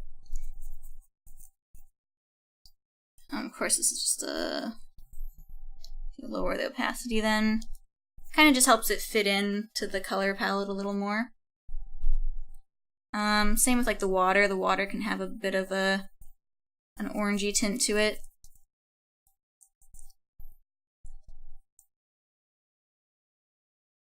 Same with the rocks, maybe. And like it's okay to have like the shading be like a darker blue, maybe. Oops. Help it stand out. Same with this area. This could almost just be darker, really. Since the light's coming from here, it's pretty much going to be mostly in shade from this angle. Definitely you'd want to add a little bit of darker shade to the trees, and also just have them have a darker effect on the ground.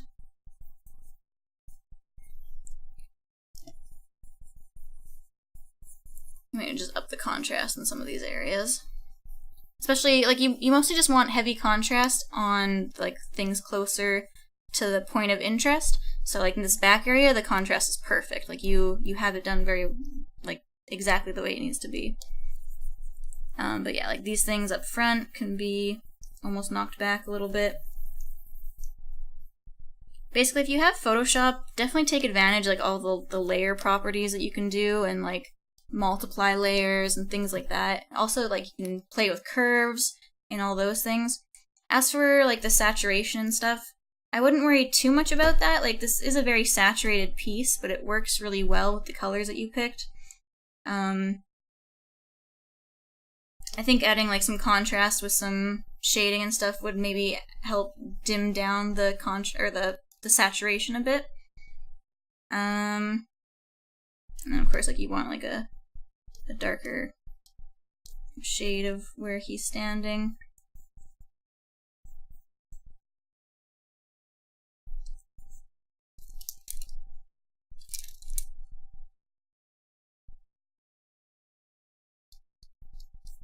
So I think that would definitely help with your problem of, like, having things overly saturated, is adding some more contrast to your piece.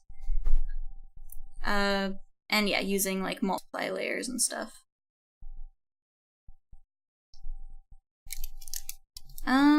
But other than that, like, the composition and, like, overall shape of everything looks very nice, and I think it works very well for everything.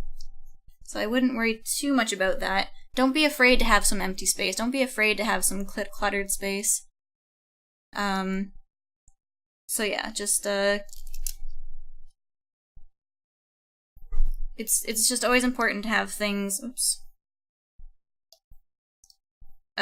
The main focus is to have things concentrated on your character, or on the main focus of your drawing. So as long as your focus is there, then you're good. So I hope that helped.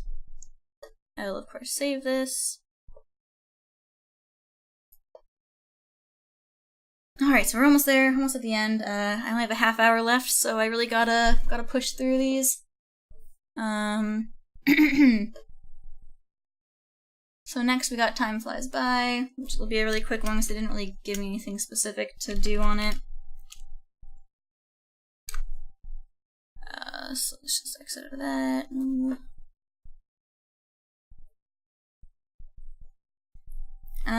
So they just wanted, like they said, nothing specific. I'm not quite sure what kind of character this is, if it was supposed to be like a cat or like a dragon kind of character. If it's a cat, then, you know, cats have like a nose, but because the way the nose is, I think it's a dragon. So I'm not going to comment too much on that. The eyes can be like a little more, oops, angled like that. Let's draw a new layer. Like, it's kind of a style choice what you have here, but it would look a little better if you had it a little more on an angle, and also having maybe some white space, or just having like more glare. I like the little heart glare you added.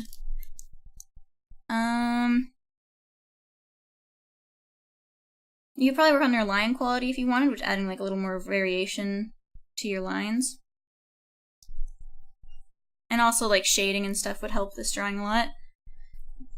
As for the background, it kind of looks like you just took it from, like, a game, I think, maybe. If not, then you are really great at pixel art. Yeah,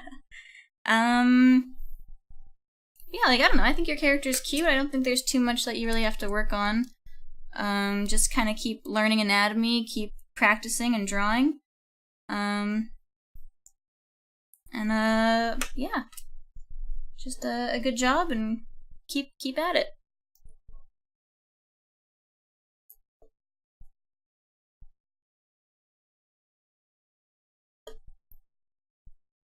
Alrighty. And now we're moving on to FadedGryffon.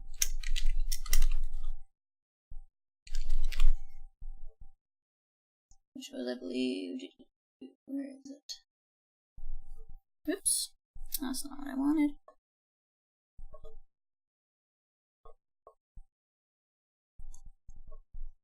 Alright, so this is FadedGryphon's piece here. They wanted mostly some ideas on the color, atmosphere, and pose.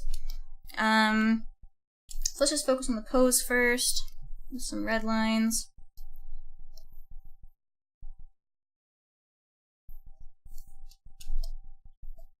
You love how I pronounce dragon. So let's see here. So let's just keep in mind where the shoulders are. I think it would have been nice to have the neck maybe come a little more this way. Like having a juxtaposing angles in a pose really helps. So kind of like that's going that way, that's going that way. And the body's going this way, and her hips should technically be more like this. It would just add more interest to the pose. So you can have like her bosoms there. Maybe like a kind of like have like a bit of a cock tip there. That'd add a little more attitude to her.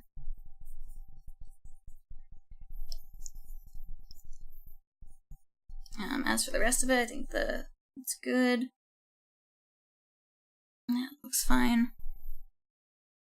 And now as for like the atmosphere and shading and stuff, like I like the colors that you picked for it. It's kind of this kind of creepy neon, almost like an 80s look to it.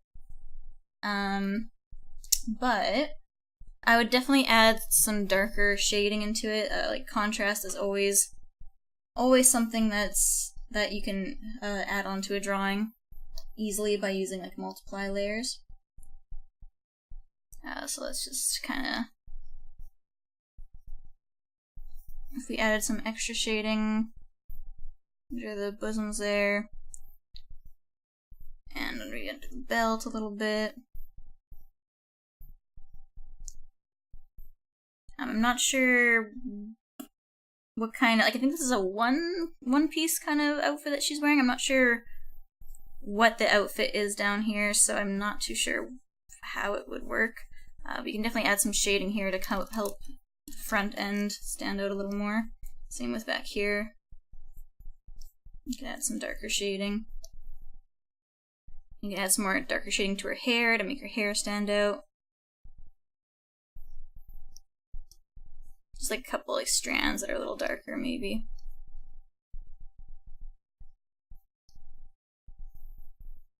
And definitely darken here so that the bat stands out more. And as for the bat, since it's a cylinder, you kind of want to do like a core shadow with a little bit of reflected light on the other side.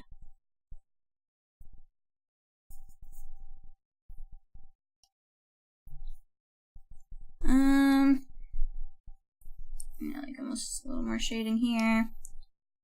And then again, I'm not sure what the shape is down here, so it's kind of hard to tell how you'd shade down there. So I'm just gonna kind of leave that be. Like if it's like a poof like that, like I'm not sure if it's supposed to be like a tight thing. If so, then the shading would kind of go more like that, I think. So I'm gonna say maybe that's what it is. And I'd almost just add some more darkness to the hair back here. Maybe there's some reflected light. And if you want, you could add like some shading to these lines and stuff too, to the folds. Maybe some to the bottom of the belt. Yeah, you can definitely see like how much of a difference that makes. And again, I would add some shading to like the hand and stuff too. That would really help make things feel a little more dramatic. Maybe just a little bit of shading under the eyes, in the eyes. I think her eyes are supposed to kind of have like a kind of emotionless look, so like I would almost want to add some kind of highlights to them, but because of that, I know it's kind of like a style choice. Maybe some shading under the nose, under the chin.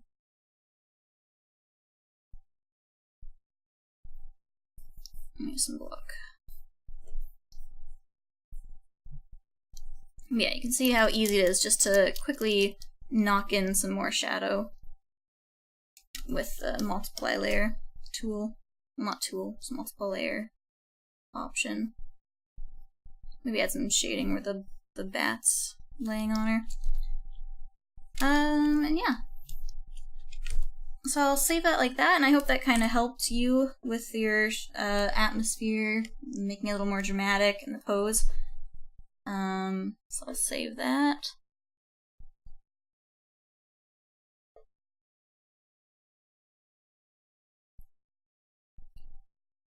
Whew, on a roll, guys. We're almost there.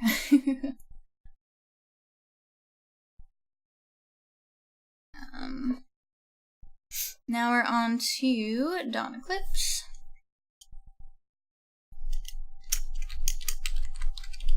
You wanted help on the background and anatomy.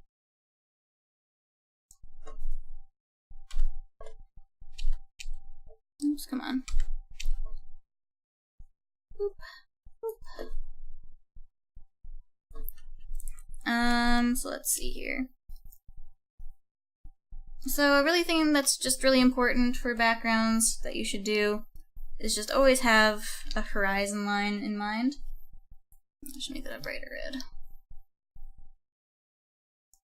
So let's say the horizon line's there. Actually, yeah, I'd have it about there where you have it.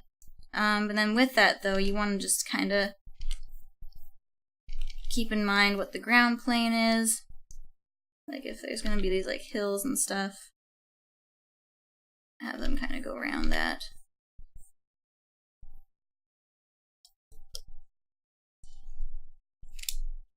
So these are very stylized trees and stuff. If you want, you could just add a little more variety by adding more like leaf textures to them and stuff. And whatnot. How many times have I said "and stuff" in this? Since this tree is in front of this tree, it should technically be coming in front there. Maybe it'd be cool to have some overlapping with these trees in the background. As for the anatomy for the cat, it's pretty good. I would shorten those hind legs a bit, like I would almost just... let's see here.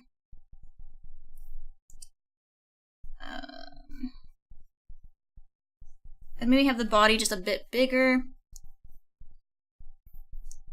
But other than that, I think your anatomy is pretty good. You could always just kind of look at cats and kind of just try and teach yourself a little more about their anatomy. But overall, this is pretty nice. You can also have the eye a little bit wider if you wanted to have a little more like a curiosity look to it. But I think this is very cute. Very good job, Dawn. Thank you for submitting. Oh, I'm glad, FadedGryffon. Glad you could stop by for it.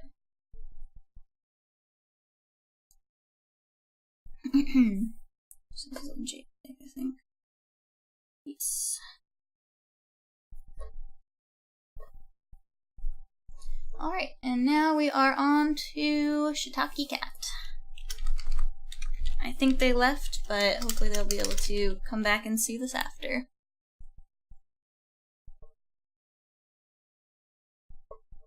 Alrighty. ShiitakeCat. So they wanted help on body posture and coloring.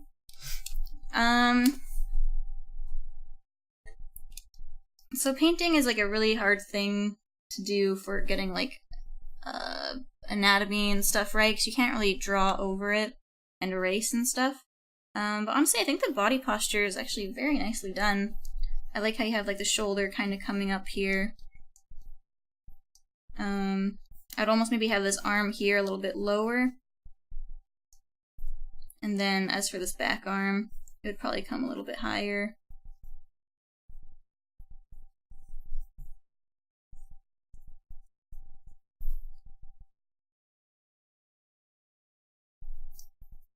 And you can maybe have back arched a little more. And maybe have the character's head like closer to the fox to show that they're like attached, like they're close friends or something. And it would have been nice to see a little more of the fox, like a little more emotion coming from the fox if you could. But as for the coloring, again, I'm not much of a painter, so I can't really say too much about it. I think you just might want to get like a finer paintbrush and just really maybe water down your acrylics a bit.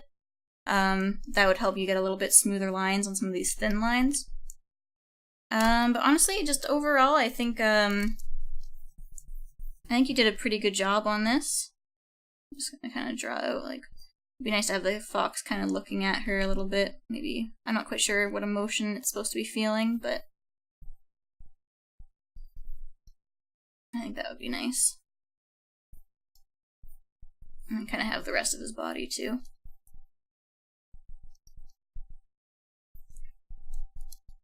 And again, I'm just gonna tighten that a bit. So I hope that helps. I know that painting's kind of difficult. I think you're doing a really good job though. Just keep at it, and I'm sure you'll keep getting better.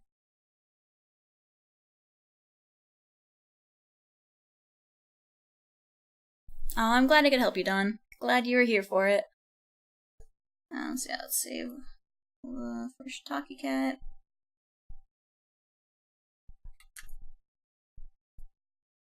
Perfect. Awesome. Thanks, ShiitakeCat, for submitting. Now we're on to formerly known as FireCat, but is now The Adventures of Kioki and Zara. It's not even gonna fit on the bottom bar there. Fire car.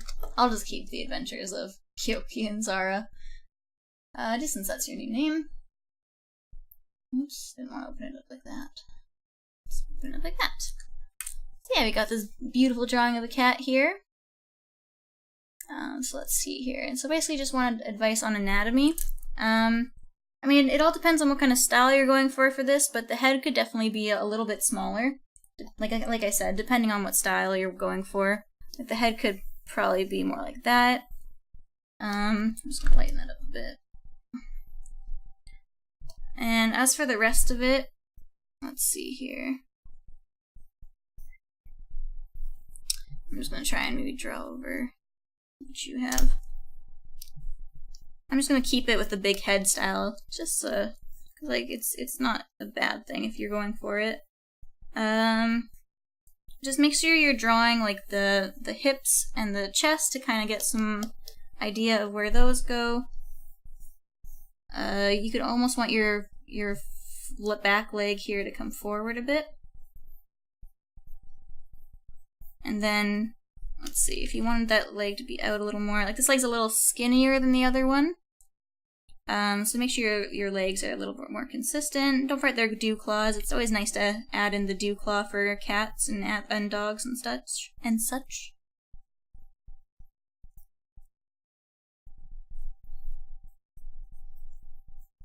So let's see if we drew.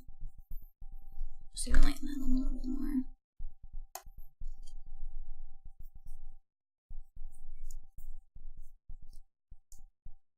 Sorry, this is very messy, but I think the face overall looks really good. I wouldn't really change too much about the face at all. So you definitely have faces down. Like maybe work on making the eyes a little more consistent. But you definitely have a very nice face style. I really like this expression. It's very nice. But yeah, I definitely just try studying a bit more about like cat anatomy for their bodies. I think it would really help. Especially just look at like other people's drawings too is a good way to learn some more. Like obviously don't try and copy them, but it's a good way to learn.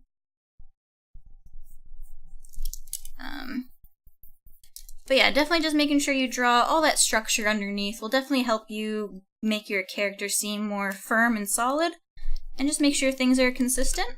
And I think you'll keep improving, no problem.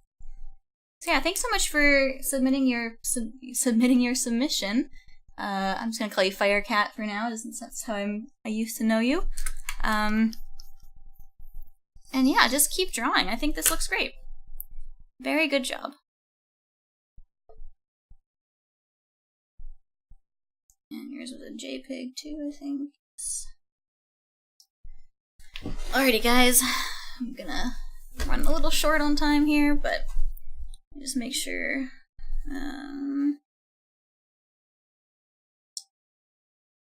Okay, so my friend's gonna be here soon, but we'll keep going. We have yellow Rosier here. Get some Rosier.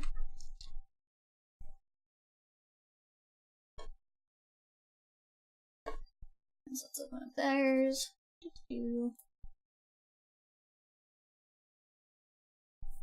They wanted some help on, let's see here, anatomy and fur.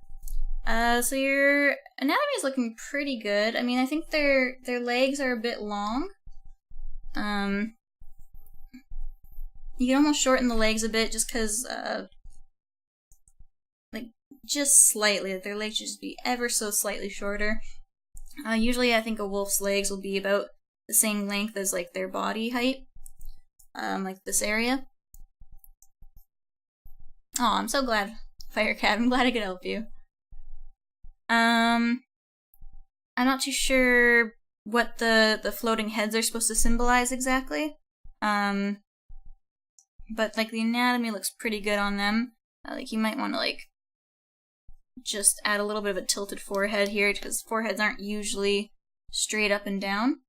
But again, that's kind of like a stylistic choice.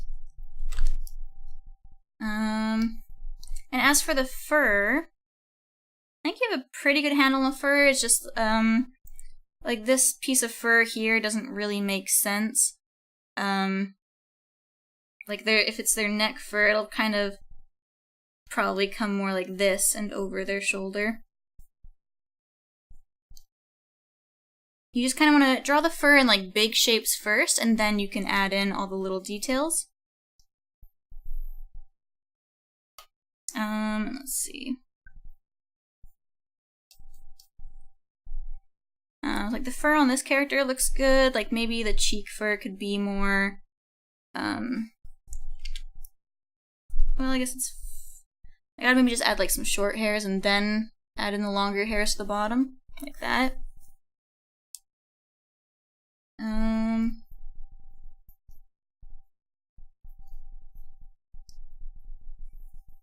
Just use the fur, like the outlines of the fur, to kind of define the shape of the anatomy. Use it to help you describe the 3D form underneath. And I think that'll be a big help. Like instead of just drawing it randomly, just kind of draw it in places where it'll help define areas, if that makes sense. So yeah, that's all I can really say about that. I think you just wanted anatomy first, so I hope that kind of helped. I'm sorry that was a little short, but I think you're on the right track, though. Definitely on the right track.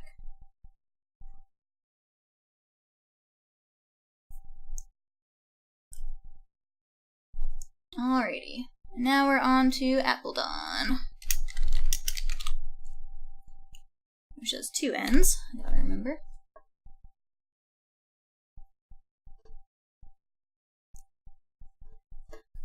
Alright, whoops. So Appledon wanted to have some help on making, with the background and making the lighting more dramatic, or making just the scene more dramatic in general, which I was going to say the lighting would help. So the background I think is fine. It's very simplistic, which helps make the character stand out, especially since the character's kind of blue. The yellow grass really helps make them stand out for sure.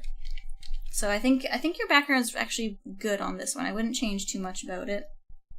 As for the lighting, though, the lighting's like kind of coming from here for some reason, which is kind of weird.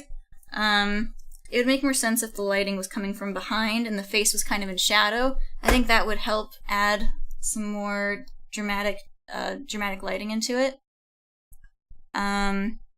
If the face was in shadow, that would add a lot more drama, I think.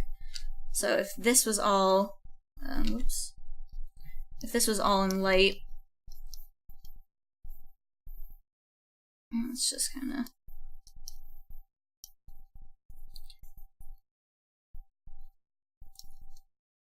And the face was in a, like a, let's see here.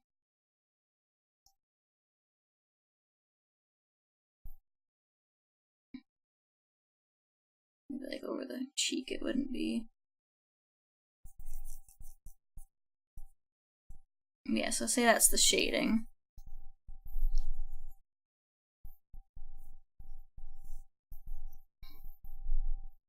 And then maybe you could just add some shading here.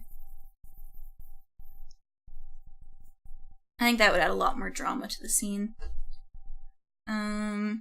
Especially since this area is light here, kind of like I was talking about earlier. It's a kind of a Renaissance technique where when your character of focus or your subject of focus is in shadow, the other side of shadow, the background should be lighter in that area, so that works really well here. And then this area, since it's where the highlight's going to be, the background's darker, which would work really nice. So I think doing this, so let me just label it just in case you're just looking at the shade and highlight.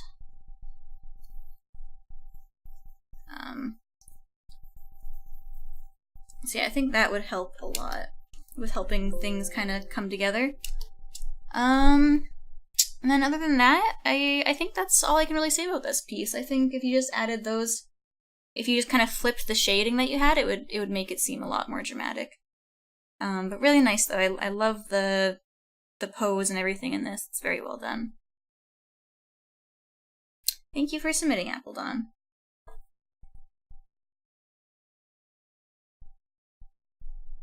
And now we're on to the Catty Cat.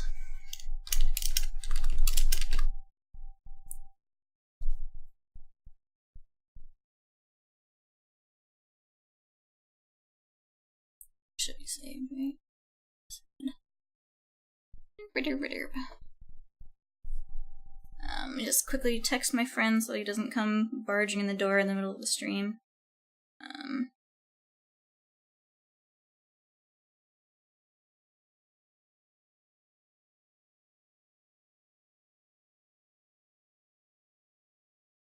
Okay, there we go. Alright, so let's get the Catty Cat here, which I think this is supposed to be a fan art of Steven Universe, so I'm gonna kind of go on that, but they wanted advice on the pose, I believe. Pose, shading, and lighting. Anatomy and lighting. So, like this, the cross-legged pose is kind of difficult. I kind of know what that's like.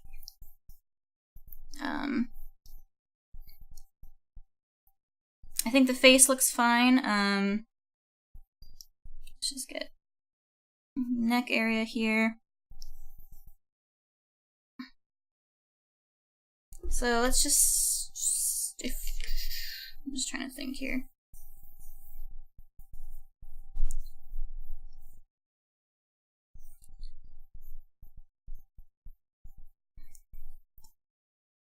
So I think what might have been bugging you maybe about the legs was I think you maybe made them stick out a little too much on just some of these ends.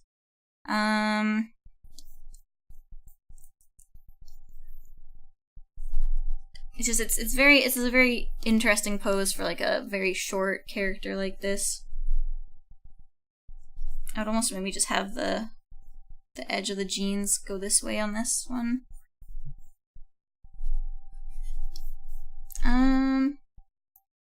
I think what also might be bugging you, I'm not sure if, like, I think it would be nice if he was like kind of leaning on his back arms here. So it'd be nice to have his arms a little more inward like this. Just lighten this a little bit more. And then you could have like his chest sticking out a little bit more.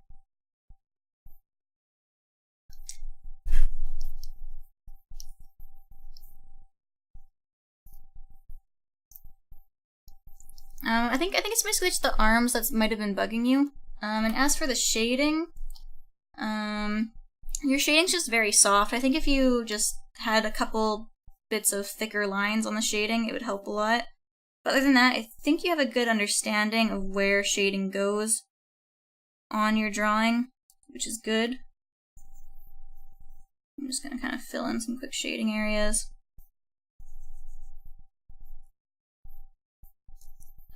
So yeah, I think you just need to work on thickening up the shading a bit, and that would help a lot. So yeah, I think that's what I'm going to say about that one. So thank you very much, Catty Cat, for submitting your drawing. And now we're on to Aria D.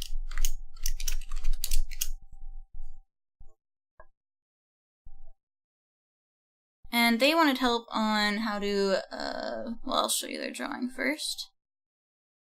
Okay. So they drew a Lokoi cat. If you guys don't know what Lokoi cats are, they're technically deemed the werewolf cat breed, which came out a couple years ago. So I think you did a really good job on the, like, making the cat look like a Lokoi. There's not too much I would say about that, because I really like the way you did the dark and light fur. I think that made it come out really good. It doesn't look like you really have Photoshop or anything to work with. It kind of looks like you did this maybe in MS Paint. Maybe you're working in Photoshop. I don't know. If you are working in Photoshop, though, I think adding some extra shading would really help. So if we did a multiply layer, you don't need to make it blue. I'm just kind of making it so you could see. I think adding some shading would just help define this character a little more. Especially since, like, the fur kind of all blends in with each other. If you had some shading, it would really help things stand out. Maybe just add some, like, a little bit, like, kind of an outline to things.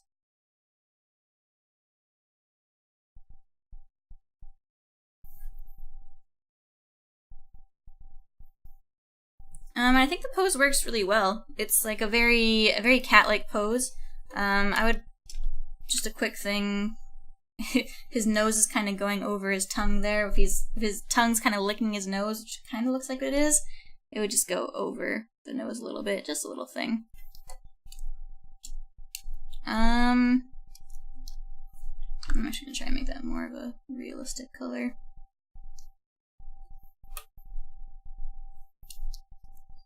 Other than that, I don't know, like, this is really good. Like, the eyes might be a little too bright. If you wanted to lower the saturation in them, you could. It's not a huge deal. But I think the pose is really good. I think you got the anatomy down and the kind of werewolf look to it, so I don't really have too much to say about it. Thank you so much for submitting, Aria. You are definitely on the right track, and I love the drawing, love the character. I love how you made him look like a werewolf bad cat. It's awesome. My boyfriend is in love with that cat breed, so.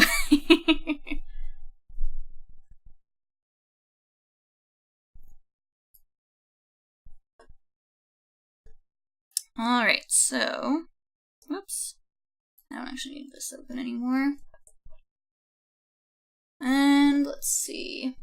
So now we're on to draw point. Just 2 more left. So close. So now let's do draw point. They just wanted some quick anatomy, hind legs, and see how some possible shading could work. So you definitely, I can see why you wanted some help with the hind legs. They're a bit too tall, I think. Like, cats have very short hind legs. So if you're gonna make him like a skinny cat like this, you'd basically just need to shorten the legs in general. So let's have this pause here. And, you probably want his legs to be more like that. I'll lighten that up again.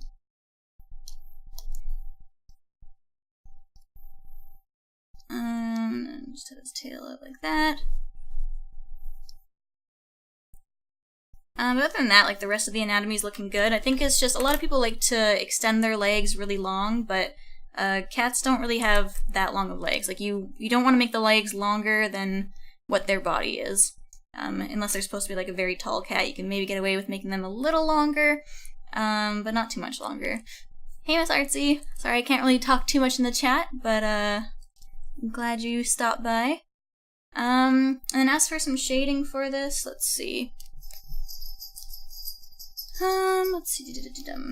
Like I was saying earlier in the stream to other people, you know, keep a light source in mind, and then just kind of shade from there.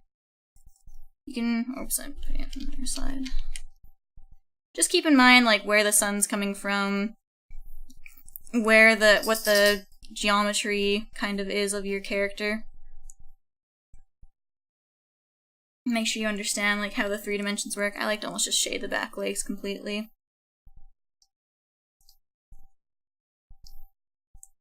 Yeah, just a quick shading there. And maybe just a bit to his chin area. But yeah, overall, nice work. I really like how this turned out. I'm trying to think of I might just lower the blue maybe a bit. Move the red a bit. It's kind of hard to tell the difference between the shading and the. I might save it as 2 separate drawings. Actually, let's do that. File, save as, 1 thing. And I'll do the other one. File, save as, 2. Alrighty. Alright, thanks so much for submitting, Drawpoint. Alright, oh, I forgot to change the name. No! I was doing so good at making sure I changed the name every time until the end. Oh, I failed, you guys. I failed. / Ruby Talon. So here we are, the last one, guys. And I can hear my friend outside the door, but he can wait. He's gonna have to sit there and just wait till I am done. Alright, so here we have Trinity Lad, also known as Ruby Talon. They just wanted me to quickly go over how to make more appealing character designs. So I'll just go over some things that I learned in animation for appealing character designs. So I think, like, honestly, I think your character is super cute. I really like it. But you could almost think more about straights and curves in your drawing, and simplifying it a bit. So instead of having things ruffled just all around your character, maybe have the back more, the fur laying more flat. You can have a little bit there. Then you could have that there. I like the fur coming off there. And again, with the tail, have one side kind of more flat, and then with the other side you can add more detail if you want. It's always good to have one side more detailed than the other. Let's see. And as for the paws and stuff, like, I think it looks fine. I mean, again, like, you probably want it to be just a little more flat. And then as for the stomach area, you can do it like that. Actually, your tail should be more like that, I guess. Technically, it comes forward. Let's see. And you can always have the chest is good the way it is. I just think you just need to maybe pull back on the detail a little bit, like with the fur and stuff. Like, you can add like a couple lines here and there, but I think simplicity sometimes can make things a little more appealing. Especially in the face area, just there's so much going on, like with these little lines here. Like, these big shapes are fine. That's like, this area is okay. Sorry, I'm just kind of doing a rough trace. But you don't need all of like these. If you're gonna do little lines, just make them like very simplistic. But honestly, like, this character is super cute. I love it. You have a very nice style. I don't really, like I usually say, I don't really like critiquing people on their style too much, but like, I understand what you mean by wanting to make your characters a little more appealing. And yeah, I think it just comes down to just trying not to add so much detail into your character, especially like with the line art. So I hope that kind of helps. And with that, guys, we did it! We made it through another critique stream. This one only managed to be an hour shorter than the last one. I guess 3 hours is not too bad. I'll maybe try and stick with 30 again next time. Or maybe I'll put it down to 20 submissions. I want to give everybody a chance to submit, and I know it's hard when I only do this once a month right now. But in the future, I'm definitely going to try and do it more often for you guys, so that more people can get their submissions in, and that more people can get the help that they want. But for now, I hope you guys at least learned something from watching this and seeing me review other people's work. I hope you guys look forward to the next one in the future. It'll be, of course, in the beginning of June. Let's see here. So I'll open submissions on June 1st, and the stream will probably be on June 3rd. And that's okay, Miss Artsy, don't worry about it. But yeah, I better get going before my voice gives out, and I should probably let my friend in who's waiting outside. Sorry, I wasn't expecting this to go as long. I probably should have told him to come a little later. But yeah, thanks so much, guys. As always, it's always a pleasure having you guys come here. And for anybody who got their art reviewed today, I'll be putting timestamps in the description after it fully uploads, as well as uploading everything to DeviantArt for you guys to get a better look at. So, thanks so much, guys. I'll see you guys in the next run. As always, I'll be doing more animation streams throughout the month as well, so keep an eye out for those. And I'll see you guys next time. Bye.